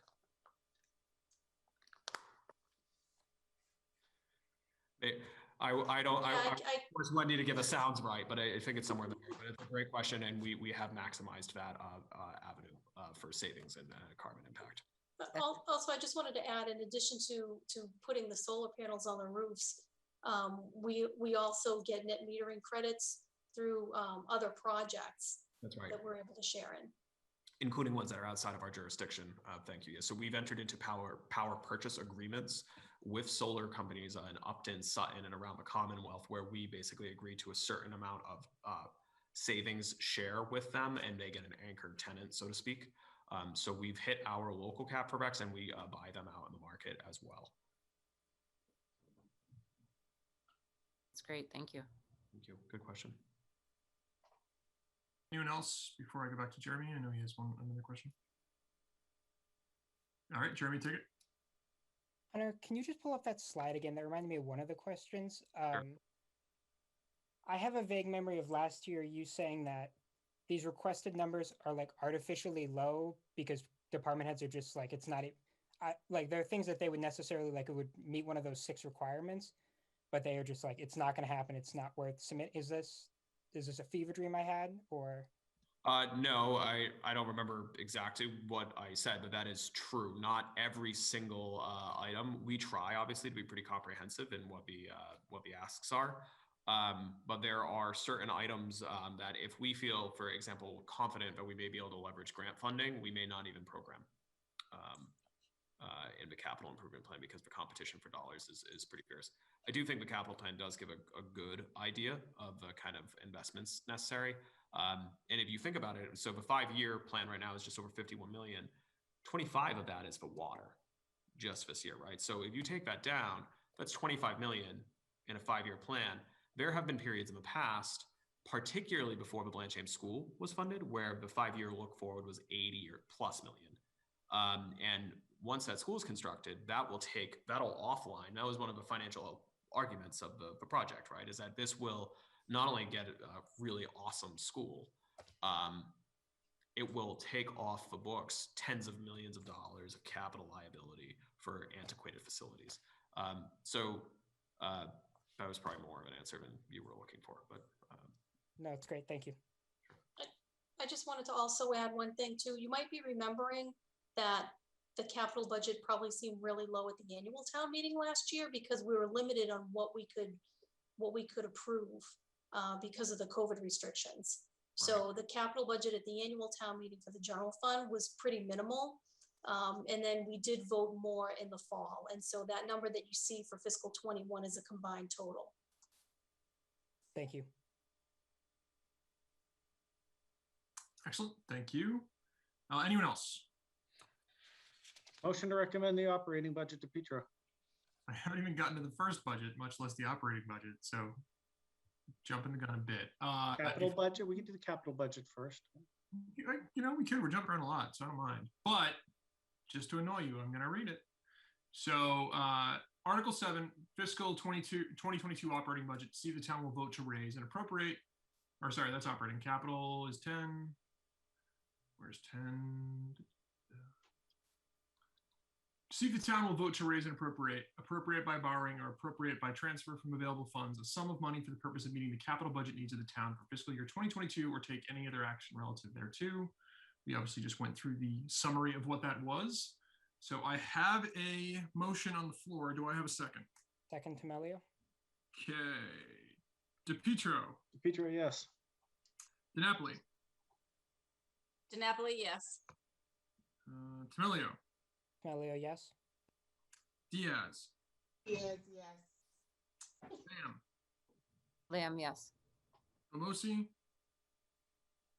Pelosi's yes. And I am a yes. Capital is recommended. If we scroll back to 7. Are there any other questions in general on 7? Just want to make sure everyone's on the same page before we say anything to it. Seeing none. Article 7, to see if the town will vote to raise and appropriate or appropriate by transfer from available funds a sum of money to defray the town charges for the ensuing fiscal year, including the salaries of the several elected and appointed officers of the town, including cost items for collective bargaining agreements, and make appropriations for the same as listed below or take any other action relative thereto. Explanation, this is the annual operating budget for the town. Town administrator and others will make a presentation at town meeting, which we just saw a preview of regarding this proposal. As Tim pointed out, I don't want to brag, but I saw this too, but thank you, Tim, for taking credit for it and making me look silly. This does share the 90 million with obviously the full budget showing the remainder. I am open to a motion. Motion to recommend to Petro. Second, Temelio. Petro. I didn't hear it if you said it. He froze. Yes. There he is. To Petro, yes. He's back. DiNapoli. DiNapoli, yes. Temelio. Temelio, yes. Diaz. Yes, yes. Lamb. Lamb, yes. Pelosi. Pelosi's yes. And I am a yes. All right, so that's 7 and 10. All right, so the only things left on the agenda as far as warrant articles are 6 and 15. 6 is the transfer to the OPB, OPED trust fund, which select board just took up the other night. I'll do this one now, and then Connor can add any flavor. Article 6, transfer to OPEB trust fund. To see if the town will vote to raise and appropriate and transfer a sum of money into the other post-employment benefits liability trust fund established in accordance with Section 20 of MGL Chapter 32B, or take any other action relative thereto. This article set aside additional funds towards retiree health insurance by making a transfer to the town's OPEB trust fund. Transfer of $25,000 in the fiscal 2021 employee benefits and insurance budget is planned, as Connor mentioned in his presentation in this discussion. Does anyone have any questions on this particular piece before we vote? Just to clarify, this is the same one that you mentioned earlier. No, and that's a good question because it's the same amount. It is not. What I mentioned earlier is for fiscal 22 to plug 25,000 in for 22 and moving forward. This is using some unspent funds from the current fiscal year 21, taking 25,000 of unspent health insurance costs and moving it into the trust as well. So we will be putting 50 grand into the trust through those two articles. But that's a good question. Good question, Jeremy. Any other questions on that one? And the source is unspent funds, Connor? Yes. Thanks. Seeing none. Motion to recommend, DePietro. Sir. Second. Thank you, sir. DePietro. DePietro, yes. DiNapoli. DiNapoli, yes. D'Amelio. D'Amelio, yes. Diaz. Yes, yes. Lamb. Yes. Pelosi. Pelosi, yes. And I am a yes. 6 is recommend. And then before we move to Wendy's ask about transfers, 15 is a new one. I will read it, and then Connor, I don't want to put you on the spot, but I assume you have some additional background on this one. Then I take it. I do, and it's a long one. So I was planning on not reading the whole thing. I was planning on reading the preamble and then the explanation, because I think Mike will literally explode if I read the whole thing. Article 15, increasing the number of licenses for the sale of alcoholic beverages not to be consumed on the premises in the town of Easton. To see if the town will vote to authorize the select board in their obligation as the local licensing authority to file with the Great and General Court of the Commonwealth of Massachusetts a petition to adopt special legislation in a form suitable to achieve the purpose of increasing the number of licenses for the sale of alcoholic beverages in the town of Easton in a form substantially as follows. There is a significant amount of information. We're going to skip to the end. Explanation. This article is requesting authorization to allow the select board, et cetera, to allow one additional license above the allowed maximum for the sale of all alcoholic beverages not to be drunk on the premises pursuant to bylaws, chapters, etc., for the purpose of promoting economic development in the Five Corners Development District as described above. In summary, if I understand this, this is takeaway to go alcohol sales. There's a specific location or a specific request that's been submitted, and that's what this is taking up. Yes. So the amount, so the select board in cities and towns under state law are the licensing authority for alcohol, whether it's for a restaurant, a club, a bar, or a packy. And the amount of licenses that can be issued is actually set by quota under state law. And for package stores in Easton, that number is 10. That includes beer and wine only and all alcohol. The only way to do anything about that is to do a petition to the state legislature to consider what's basically a special license above that quota. You can do so tied to one address. That's not very flexible, frankly. And so we were approached by the business community in the Five Corners area where the new sewer has been built. Starbucks is going in. Kinfolk is awesome, which is great. The Big Y, I believe, is looking at a model that is, I think, the norm like everywhere on earth but Massachusetts, which is being able to sell wine at your grocery store. I think Roach Brothers on 138 does this. And they approached my office, and we put this article forward.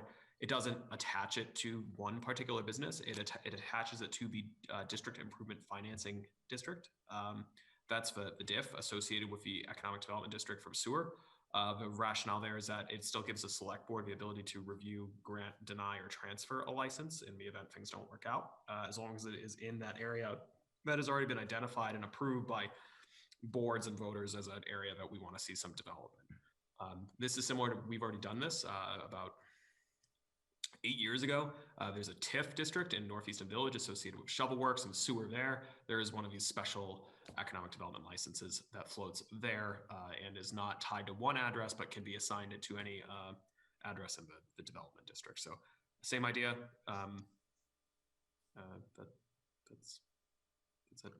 So potentially, this might give somebody an idea. So I'm not asking this question to be sort of to stir anything, but this passes at town meeting, and someone who attended our thrilling finance committee meeting now understands this. Could someone go through the process of submitting a proposal? And just anyone that has a storefront or anyone that has any sort of business association within that area, they could go through the same process that potentially the Big Y would, and then it would be up to the select board to make that decision. Yes, yeah. There's no even if the administrative staff are being cooperative and putting this forward, it's subject to the voters. The license is subject to the select boards granting it, and it still needs to use the state mandated forms and application process. Awesome. Okay. Does anyone else have any other questions on this one? Jeremy. Or the two? Sorry, Mike. Just two quick ones. Can we get another license in the future this way, or is it just like a one-time thing? You can. You can't guarantee it. So, but yes, from a procedural standpoint, yes, you can ask and ask and ask. It's up to the legislature to grant it. So, town meeting says yes to this article in theory. It still has to go to state lawmakers who then have to take it up, and that could take, they're busy. So if they grant it, yes, that's great. And in the future, if there's another thing, we would need to go through town meeting and do the process anew. But to my knowledge, there's no like off books, demerits for asking more than once or twice. Okay, that's good. You kind of addressed it, but what are the odds the legislature says no? I know that's not really a fair question, but like, I don't know. They said yes the last time. So okay, that's all I need. Thank you. Our batting average is good with a sample size of 1. Mike? Speaking cynically, do we have the option of, theoretically for this one, but for anyone in the future, of auctioning it? Maybe. That's a good question. I think you're probably thinking of like the city of Boston, right? Yeah. So alcohol licenses are valuable. Any kind of government mandated artificially scarce permission slip is, right? Taxi medallions, etc. We've never been in that circumstance. Typically what happens in not Boston is businesses will buy a business from someone who has a license, and they buy the license as an asset through a private transaction. But to be truthful, in my experience, I haven't seen it. I don't know if you would do it. It's a fair. I was just curious, trying to be my good FinCom member hat. The other question, if you happen to know, you may not. My understanding with liquor licenses is that any entity can only have 3. I know there are other big Ys throughout the Commonwealth. Are they giving up one that they already have, or would this be one of those first 3? So the 3 number was raised to 5 recently. Oh, I actually didn't know that. Cool. Yes, which it still, depending on the size of your chain, may not be a ton. I'll be honest with you. The assistant town administrator manages licensing, so I didn't get into that detail with them. I assume as part of their due diligence, they are good on that, or they're working through some kind of different corporate relationship with who the license holder would be. But okay. It's 5 now in the Commonwealth if you have a chain. Cool. Good to know. I didn't realize that. Thank you so much.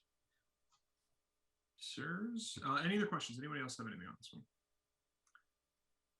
Alrighty then, I will accept a motion. Motion to recommend DePietro. Melio second. Okay. Gruesome twosome tonight. DePietro. Yes. Napoli. Yes. Melio. Melio, yes. Diaz. Yes. Diaz, yes. Lamb. Lamb, yes. Famosi. Famosi is yes. And Helen is a yes. I think that's all of them. I think that's the full gamut, other than 4 and 5, which are still. Well, so 4, Wendy, I don't know if you agree with me, but 4 is bills from a prior year, so that'll stay on, and if nothing comes up, we'll dismiss on the floor. 5, we, I think, know what account it will be. Is that fair? Or it may be additional accounts? Because if the explanation here covers sewer, right? We know that that'll be a supplement, Wendy. Are we doing any other accounts, or is it just a question of what the dollar amount is for sewer? It's just a question of what the dollar amount is going to be for sewer. So entirely up to you, Patrick, and to the committee. This is your last night where votes you take will show in the printed warrant, just because of statutory deadlines of when we have to give them to constables. If you vote to recommend this later, you can announce that on a floor town meeting, and that's perfectly fine. But we do know what account it will be. It's sewer. 44,000 we are certain of. That's related to a filtering membrane that needs to be replaced at the Northeastern Village plant as part of its ongoing operations. It would be funded out of, I believe, the existing revenue for that enterprise account, Wendy, or sewer surplus. But there may be some additional spending relating to the budget that would bring this to a number not to exceed 100,000 rather than 44. Is that accurate, Wendy? That's correct. So would it be out of that same sewer funding, and if it was above the $44,000 limit? Can you repeat that? So if it was a larger dollar amount than the $44,000, would that be still from that same funding source? It will be some kind of sewer funding. Got it. Okay. In fact, we might,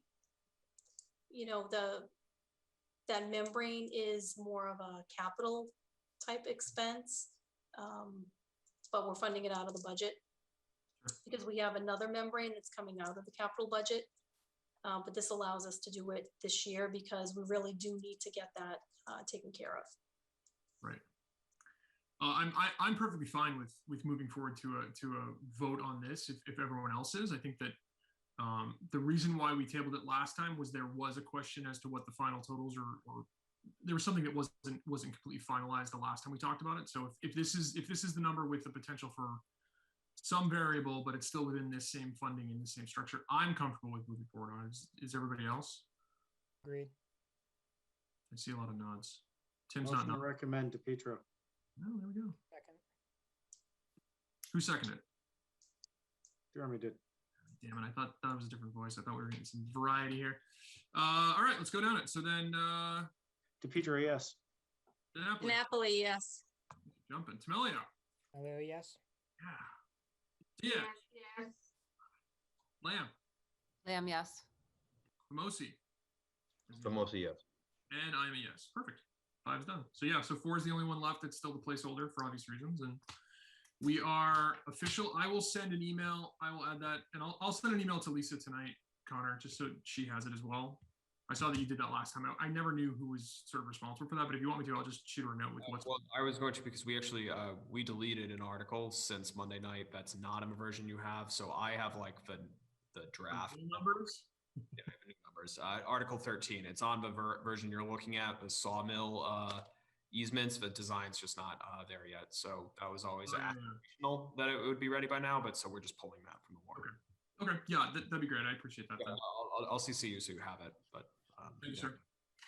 All right, so with that, we've done articles. Let me go back to my sheet here. We've done articles. We've done, obviously, Connor's presentation and the articles associated with that. The only other piece then is the reserve fund discussion, which, Wendy, do you want to do a quick, or Wendy and Connor, do you want to do a quick preamble of this for some of the newer members who might not understand the purpose? I did a brief overview of what the reserve fund is for the finance committee, but you guys are obviously more experts than I am. So if you have a quick snapshot of it before we talk through these pieces, that'd be great. Wendy, I've monopolized talking for staff. Okay, so the reserve fund is basically a line item. It's in the general fund in the budget. It allows us, because we are a town, we're not a council form of government. The only way we can get extra funds into a particular departmental budget is through either town meeting or through the reserve fund. So the reserve fund is there. It's a budgeted line item, and transfers can be voted and approved by the Finance Committee to transfer money to other departmental budgets for any emergency or unforeseen expenses that arise. In this case, this particular year, we really built up what the reserve fund was going to be. Typically, the reserve fund is about $60,000. But for this particular fiscal year, there was a lot of uncertainty when we passed the budget of how long the stimulus funds or the CARES money was going to last. It was set to expire this December, and it's since been extended. So we built the reserve fund up in case anything came up, for COVID or anything, to $300,000. So this year it's $300,000. Next year, we didn't want to lower it back to 60,000. So in the fiscal 22 budget, it's at $100,000. So that's what it's for. And tonight we have 3 requests for supplemental funding for several departments. Thank you. So to that point then, you guys, I believe everyone has received this. Wendy sent it off and I forwarded on a week ago, maybe. Do we have any questions on these 3 requests? They are obviously broken out into 3. There are specific purpose breakdowns as line item 4 on each of them. But if anyone has any questions they'd like to go into, this is the best time. Patrick, I might. Is this the one I asked you about earlier? Are we talking? Oh yeah, this is the one we talked about yesterday. Yeah, this would be the perfect time to ask it. Yeah. So when I was looking at it, it looked like the middle one was asking for three different things, but it seemed like it was asking for the same thing that was asked in the first one and in the third one. There was like the same reason. So I don't know why it's broken down to 3 and if that's correct or. Okay. Why don't we just go through them? Okay. So well, I'll start with this first one. So it's $13,887.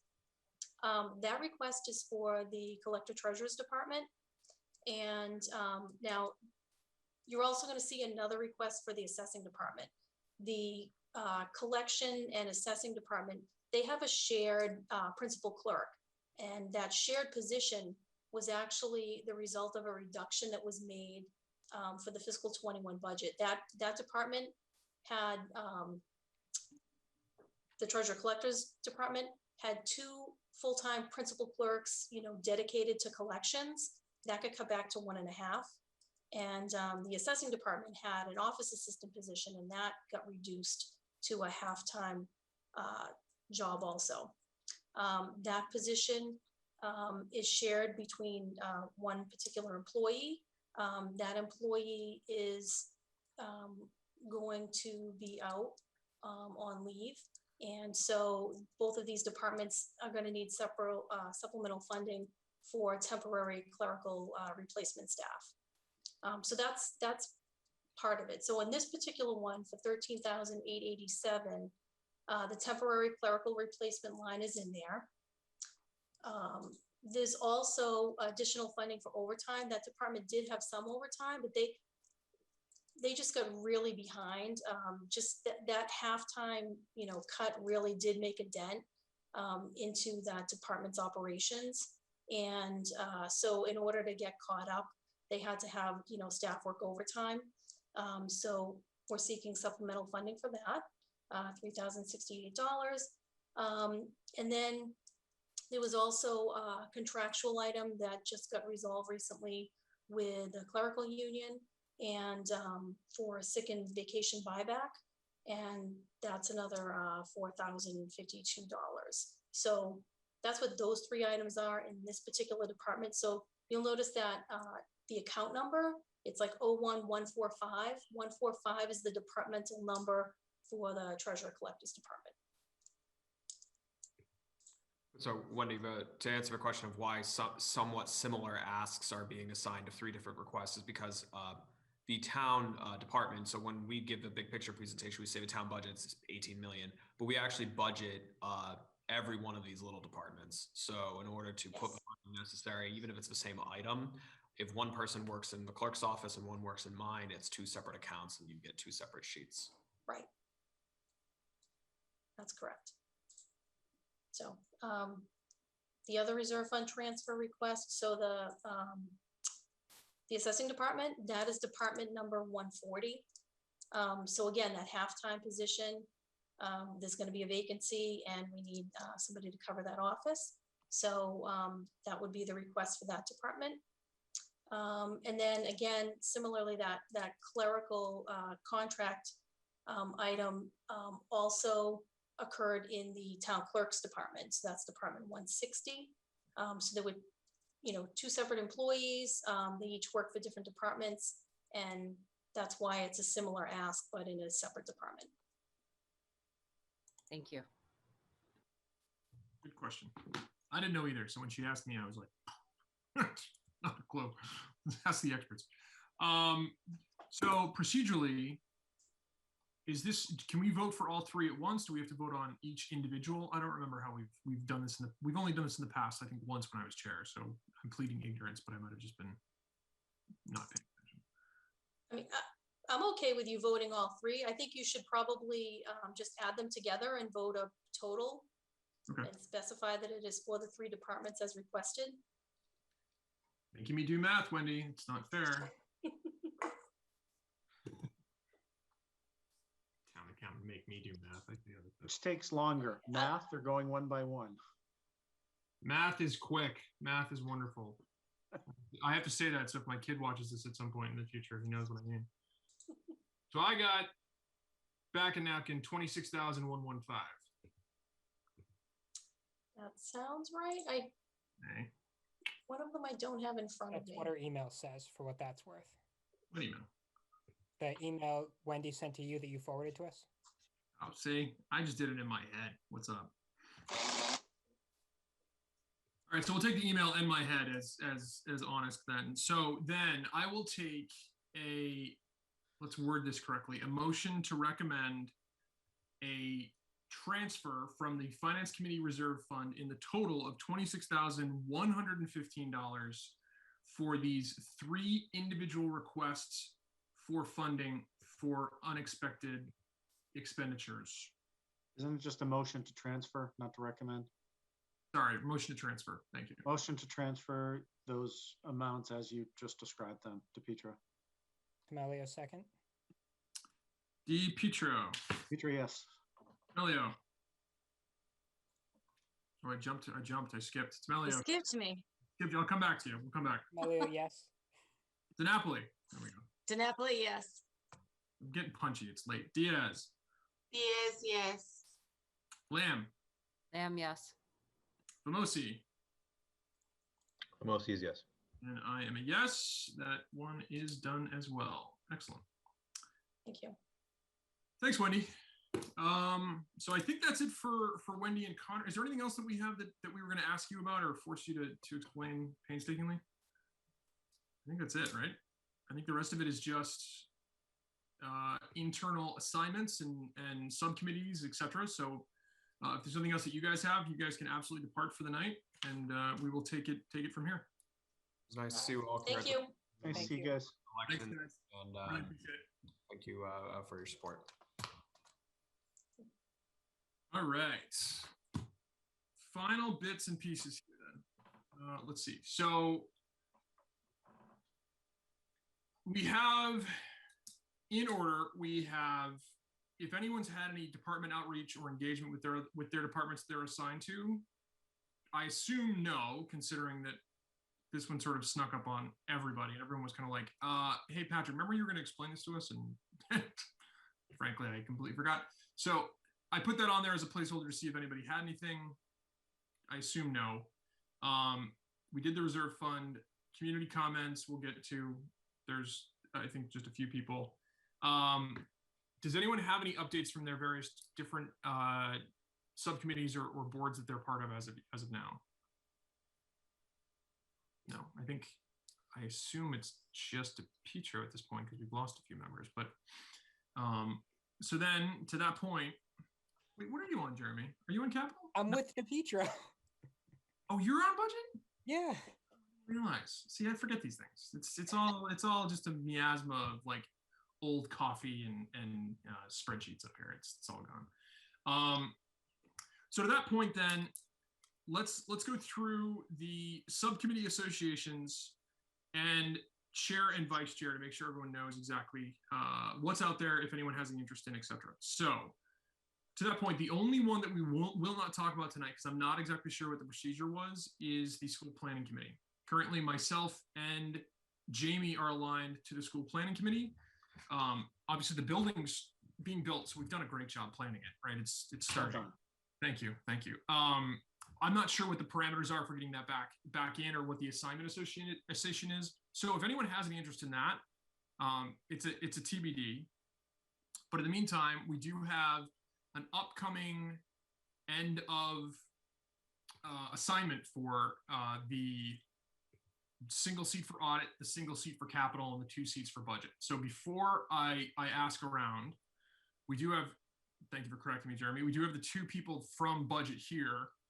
Are you guys both interested in maintaining and going back to budget subcommittee for this upcoming fiscal? I see Mike nodding. I won't be, considering I have less than a month left on the committee. Thank you, Jeremy. So Mike is throwing his head in. Jeremy is a no. So the question would be, we have an open seat, assuming Mike can convince the rest of you to vote for him, for budget, because Jeremy is not going to continue. Does anyone currently have an interest in raising their hand and throwing their hat in the ring to budget, or are we just going to make Mike do his speech first? So I'm interested in taking Jeremy's slot. Okay. And yeah. Does anyone else? Nobody. All right. Well, that's going to be an easy vote. So we've got Mike and Shireen both throwing their hat into 2 spots. I mean, I don't know if we need a drum roll here, but we do have to vote for it. Trying to think of how we did this in the past. Unanimous consent. Yeah, I was going to say, I sort of flubbed this the last time we did it because people were like, I don't know, maybe. I will take, let's just go down the list. Let's not do unanimous consent because you'll all yell at me at the same time. For Mike DiPietro being reassigned, DiNapoli. DiNapoli, yes. Melio. Melio, yes. Still counts even though you're living. Diaz. Diaz, yes. Lamb. Lamb, yes. Vamosi. Vamosi, yes. I'm a yes. Mike, congratulations. And now the same rundown for Shireen. DiPietro. Yes. DiNapoli. DiNapoli, yes. Melio. Melio, yes. Lamb. Lamb, yes. Vamosi. Vamosi, yes. I am a yes. Congratulations, you 2. You guys are now our new and returning budget subcommittee. All right, so then we have audit and capital. Does everyone have well, capital, we had a pretty good understanding of exactly what goes on tonight. Obviously, Connor explained it. Does anyone have any interest in audit? Let's start there. I'd be happy to do it if no one's interested. Okay. Does anyone have any interest in capital? We'll just throw it all out there at the same time. I have an interest in capital. There we go. Are you guys amenable to each taking one then? Let's just combine this in one vote then. No, I can't because I don't want you voting for yourselves because there's conflict. So for who wanted what? Christina, you wanted Capital, and Kelly wants audit. Okay, so let me make a note. Christina, Kelly.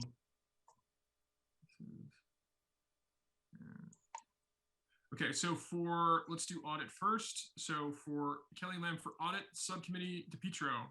Yes. DiNapoli. DiNapoli, yes. Melio. Melio, yes. Diaz. Diaz, yes. Skip Lamb. Vamosi.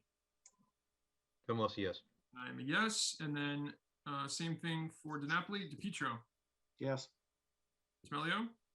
Yes. Diaz. Diaz, yes. Lamb. Lamb, yes. Vamosi. Vamosi, yes. And I am a yes. All right, that was perfect. That was easier than I thought. All right, so then on to the fun one. Chair and vice chair. So I assume you're all going to make me do chair again because you roped me into it last time. But literally, if anyone else has any interest in it, please, God, please, if anyone, none of you are going to take it. All right, fine. Chen left, you're screwed. I know. She's my ace in the hole. I was gonna be hand it over, be like, oh no, I got family commitments, something, but no. All right, so then to that point, then to vote me back as chair, DePietro. Yes. DiNapoli. DiNapoli, yes. Melio. Melio, yes. Diaz. Diaz, yes. Lamb. Lamb, yes. Vamosi. Vamosi is yes. And I am at abstain. And then who wants vice chair? Is anyone interested in vice chair? No, keep in mind, we have 2 new members that are coming in who might want it. So now's the time, right? Strike while iron's hot. So I would like to be vice chair. Rock on. Shireen's throwing her hat in the ring. Is anyone else interested? Literally nobody. You've all seen what this is like. Shireen, you're in for it. All right, then. Let's go right down. So, DePietro. Yes. DiNapoli. DiNapoli, yes. Melio. Melio, yes. Lamb. Lamb, yes. Vamosi. Vamosi, yes. And I am a yes. Congratulations, Shireen. Welcome to vice chair. I will teach you all of the nonsense we have to go through to get these meetings on the books, and you will completely understand why I asked for all of you to potentially take the chair away. All right. So She now has to babysit you and Mike. I feel bad for her. It's over. It's all over. So the last piece is the clusters for sort of the internal housekeeping piece, which is, we've explained this multiple ways and multiple times, but for Kelly's benefit specifically, I have the sheet, so I'll share my screen. There we go. Of our departmental assignments. Let's maximize this. And let me share. So I've gone ahead and removed let me know if this is coming through. Mm-hmm. Yep. Okay. So I went ahead and removed the names of the people that have already departed. Jeremy is not going to be on the committee for the remainder of the year, so we could put his in the mix as well. But essentially what this is you can see there's various different clusters of the different departments. And the idea behind this is that we are the mini subject matter experts of these various different departments, so that during the course of the budget year, if all goes according to plan and your chair doesn't forget to remind you about this, then what would happen is you would obviously reach out to and engage with these people as a proactive measure. Connor said that usually right around the November timeframe, Thanksgiving timeframe, there's the first initial passes of what the following fiscal year's budget is going to look like. And usually a month or 2 months or 3 months after that, he gives us sort of the all green to start having some conversations. The idea is obviously have a proactive relationship, get to know these people, have a better understanding so that when they do bring something to the table or they do raise their hand for an additional funding request or whatever it might be, it's not as potentially surprising. It's something that usually has been brought up. And then when we come back to our standing meetings, any of those findings, any of those discussions are usually brought forward. The great example that I always use is that the snow and ice budget, the DPW sort of star of all of our budget conversations, is something that when it was brought back, it was something that was always an ongoing discussion that was happening during the winter. That was because obviously DPW, and that is a budget line item that there was a lot of communication on. So before we dive any deeper into that, are there any questions about that sort of cluster and department outreach part? And I can't see you all, so if you have one, just yell. So will you give us the information of the people to contact then? Yes. Okay. Yeah, it's generally the department head unless there's someone specific assigned, but essentially what happens is Connor says, hey, it's all clear. And then we have various different contacts that you can reach out to and say, hey, from FinCom, I'd like to just have a quick connection with you and ask some questions and make sure I understand exactly where your budget's coming from. Great, thanks. So before we start on the ones that are unclaimed, is there anybody that wants to potentially put theirs in the mix? I never have a good idea of how to easily do this, but essentially we know Jeremy and cluster 1 is something that might be, or that's going to be up for grabs. Does anyone else want to put theirs out there as a potential swap or potential trade, or someone that they don't want to continue on with this year? I think. Oh, sorry. Go ahead. Sorry, I didn't mean to cut you off. I'd like to put mine in for a swap. I'd like something a little more in depth. Oh, we've got in depth for you. Are you ready? So, actually, you make a good point. Let me walk through a few of these, right? So, Jeremy, what would you say for the first cluster? It's relatively straightforward. It's a relatively light funding area, right? It's some of the town, small funding like the selectmen, obviously us, which is just our fund, and then some other smaller bits and pieces. It's not a massive amount of funding in cluster one, correct? Annually, it's about 5 or 10 minutes worth of work, but the gem is Danielle Sicard. You get to talk to her. She's awesome. So it's definitely, you learn a lot, but it's not a ton of work. So what you're saying is you take cluster one literally just to chat with Danielle. So town clerk is really the prize in cluster one. I get it. I'm reading between the lines. Okay. Cluster two, as Christina said, it's relatively light, right? It's pretty basic stuff. It's pretty self-explanatory, and the budgets are they make a lot of sense on the standards. Cluster three is big, right? Because it's some of the biggest pieces in the town, right? Police, fire, dispatch, ambulance. Also, cluster four, I would say probably 3, 4 are the 2 and 3 as far as the largest and most involved departments. Obviously, cluster 9, which is schools, is the biggest funding by all. But police, fire, dispatch, ambulance, and then DPW's various different pieces. Cluster 5, I actually had a few years back. Mike has it now. This one's pretty straightforward because it's mostly level funding, right? The water enterprise and solid waste and recycling. Right? Self-funding, but yeah. They self-fund, right? They charge you what it is. So that one's a very easy one. I don't think Mike will give that one up, just knowing Mike. 6 is... Who has 6? Oh, Davis. Davis had 6 before. Solid one, right? Really good. It's got some really good. This one I always looked at is it's got a variety of very people-focused departments, people-focused outreach. 7, straightforward. 8, which is mine, which I'm not giving up because it allows me to talk to Uma on a regular basis. And then 9 is schools. So throwing it out there. So Christina, you are in the I'm willing to swap list for cluster 2. Is anyone else? Tim, this is my annual ask. Yeah. On with this, yeah. So with the school department, it is definitely one that's more in depth. If you're looking, I've kind of been lucky enough to dominate that cluster for close to 4 years now. So if I would be willing to pass over the reins, of course, to get some different eyes on there and some different perspectives. With that caveat, however, there are only certain clusters that I can function in fully. And of those clusters, it's going to be 2, not 3, nope, 4, and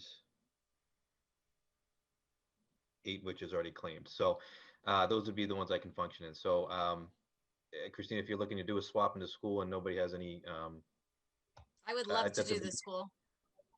Okay. Yeah. I mean, it's a big ask. I'm more than happy to help you with the transition as well, but I think it'd be in great hands with your eyes. So yeah, I'd be amicable to do a swap if that's what's requested. That would be fabulous. And if I could lean on you for some guidance, I'd appreciate it. Absolutely. And there's I think during one of the recent meetings too, we agreed to have Shireen come on board as well, which was very welcome because it is, there's a lot to it. I know this year's was actually, I don't want to take up too much of my time because I know it's late, but I know this year's budget for the schools was actually somewhat positive, which is fantastic. And the presentation by Dr. Cabral was very welcome in that respect. So yeah, I'd be more than happy to discuss it after the votes at a different time. Wonderful, thank you. Yeah, and to that point, this isn't something that I don't believe we vote on. This is literally just sort of people claim the ones they want to claim, and that's fine. So yeah, we haven't voted on it in the past. We've never voted on in the past. If it makes sense, the ones that I typically see is the pieces that most people want, and the ones that are open right now are 3, which is police and fire, 4, which is DPW, and then obviously Tim is willing to trade out 9. Why don't we make this? Let's talk about the ones that are open, and then we can sort of backfill the others in the meantime. Oh, sorry, and 6 is open. So is there who is interested in cluster 3, police, dispatch, fire, and ambulance? Anybody? Tim obviously cannot because he'd be talking to himself about the budget that he's part of. Dead silence. Okay, so one of you will end up getting assigned that one, or the new persons that get aligned. So that's the other thing here is we have a potential to sort of just ruin someone else's day later. So that's great. Does anyone have a desire for DPW? Nothing. Okay. Mike, you're fine. What about 6, Inspectional Services, Board of Health, Council on Aging? I'm interested in 6. Okay. So anyone else for 6? Anyone else have any interest in 6? No. All right. So we'll make, congratulations, Kelly. You are, is it LLY? It's not EY, right? I mean, cover over your name. Yeah, just Y. Okay. Kelly, you are now on 6. Shireen, you have debt and interest. I have that one. Tim has schools. So does anyone have any interest in schools to take on fully? Yes, I'd like to take on schools. Didn't we just sort that out? Sorry, Mike, I didn't hear you. Didn't we just sort that out? We did, but I wanted to make sure. I wasn't sure if Shireen still had interest or if she wants to be involved. Oh, I'm sorry. Sorry, Shireen. I created confusion. My bad. I think I was confused on that too. I'm sorry if I stepped on your toes, Shireen. No, you didn't. No, you didn't. I feel like I have a lot of work cut out for me. Yeah, school's intensive. School's a lot. So with that, then that's easy. So we just say, all right. So we'll take Tim out with no objections, and Christina. I have to make your name is larger than Tim, so I have to expand this. Christina is cluster 9. So then Tim, do you want DPW? Or do you want Selectmen and the standard one? DPW, there's no conflict with DPW for you, right? No, I should be okay in DPW. I'm more than happy to take that. And if any conflicts arise, I'll meet with you and we'll assign what we need to. All right, so that's that then. Mike, you're staying where you are? Oh yeah.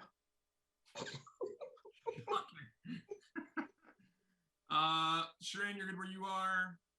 I'm absolutely, I mean, any excuse to talk to Uma is a good excuse. And then, so then Jeremy, you're 5, and then the police, dispatch, fire, etc. will be up for grabs in the near future. Christina has 2. Yeah, the 2 one I'm going to delete right now. If anyone else wants cluster 2, which is very similar to cluster 1, feel free. But this is all 7 of us, right? 1, 2, 3. This is the 7 of us right now. So everybody's assigned until we have 2 new members. But and we don't have to do anything with them until budget season starts in August, September, right? Correct. Probably even later than that. Probably not before 2022. Okay. Generally, it's because they're usually sort of fine tuning what that budget looks like for a lot of the end of the year, the end of the actual calendar. We usually don't get the high sign to go and engage with them until after that. Okay. Patrick, if I may offer, the only caveat to that would be the schools, just because I would highly recommend attending school committee meetings. I usually did it virtually. I've actually been very fortunate this past year. Before that, I did ECAT or in person. But just keeping a tab on those, because there's a lot of impacts that occur from state mandates that happen throughout the budgeting year that have significant impacts on the budget. Not just in that one season. And a lot of times with the school, I will meet more than once, usually a couple times. COVID made that a little bit more difficult, but I think when hopefully we get back to a more normal set of business, that would probably be the norm, meeting once or twice, usually before each town meeting presentation, either in the fall and the spring. Okay. Good call. Good call. All right. So that was easy enough. So let's go back to our agenda and see what else is left. So that's cluster assignments. We have no updates. We did this. The only thing left is if there's any community comments or committee member comments. If anyone in the community has a comment, there is a Q&A option. You can throw a question in there. There's Joe from ECAT and Michelle and Stacy are still left and hanging on, some because they have to. But then also from a panelist side, if anybody has any final comments before we adjourn, now's the time. So I do have this question. What week of the month is our meetings held on? So that's a great question. Thank you for asking that. So this is an outlier. Typically we meet the second Wednesday of every month. But I will say this, the second Wednesday of every month is also typically not necessary generally in the summer, right? So the summertime really slows down unless there's something like reserve fund transfer or the like, because we've approved the budgets, hopefully, and that the town is running on those budgets and it's preparing for the next fiscal. Usually there's not a lot that comes in front of us on those times, but we're going to keep that time frame, that second Wednesday, open. Typically in the July and August months, it's hard to find a quorum anyway, just because, you know, people are traveling, there's vacation, maybe not traveling this year, but we'll see. And so we have that as the place marker, 7:30, second Wednesday. When we need it, we need it. When we don't, we don't. Okay. Great question. Anybody else? Just congratulations and welcome back to everybody that went through the election process. Same. You too. So that means the next meeting is May 12th? So probably not, because we might not have anything to discuss, because when is town meeting? 17th. 17th. Typically what we do is we either have, it's in the past, we've done two things. One, if we have final warrant articles or if something else comes up, we can definitely meet on the 12th. So it's a placeholder for now. We managed to vote on everything, and we voted on everything before that deadline. So the deadline about, if we voted on it tonight, the reason why we have this as the 28th as opposed to the second Wednesday is because if we vote on it tonight, it's going to be able to be printed in the packet that's going to be handed out at town meeting. And that would not happen if we voted on it for the 12th. So instead, let's bump one meeting and then potentially not need the next one. So we very well might not need it. There have been years that we've needed that meeting as well as directly before town meeting. We usually will have like a maybe hour catch-up meeting literally in the building where town meeting is to try to make sure we finalize everything else, so that when they ask me the question, what did finance committee vote on this one, I can have an answer. We kind of got ahead of ourselves this year. We kind of did a pretty good job, and you know, kudos to Connor. He suggested that we push one meeting out to try to combine everything, and so I think we're good. But if anything else comes up, I'll definitely warn you far ahead of time. So with that, there's nothing else. Motion to adjourn. There it is. All right, Kelly, you made it through your first meeting. How you feeling? Good. Thank you, everyone. Good, great. See, it's nothing. It's easy. DePietro. Petro, yes. Napoli. Napoli, yes. Melio. Melio, yes. Diaz. Yes, yes. Sorry, Vice Chair Diaz is a yes. Lamb. Lamb, yes. Famosi. Famosi, yes. And forced to be chair again, Helen is a yes. Thank you, everybody. I appreciate all the time and effort. We'll see you out there. I'll be in touch if there's anything else, and have a great night. Thanks, everyone. Good night. Bye. Thanks. Bye. Night.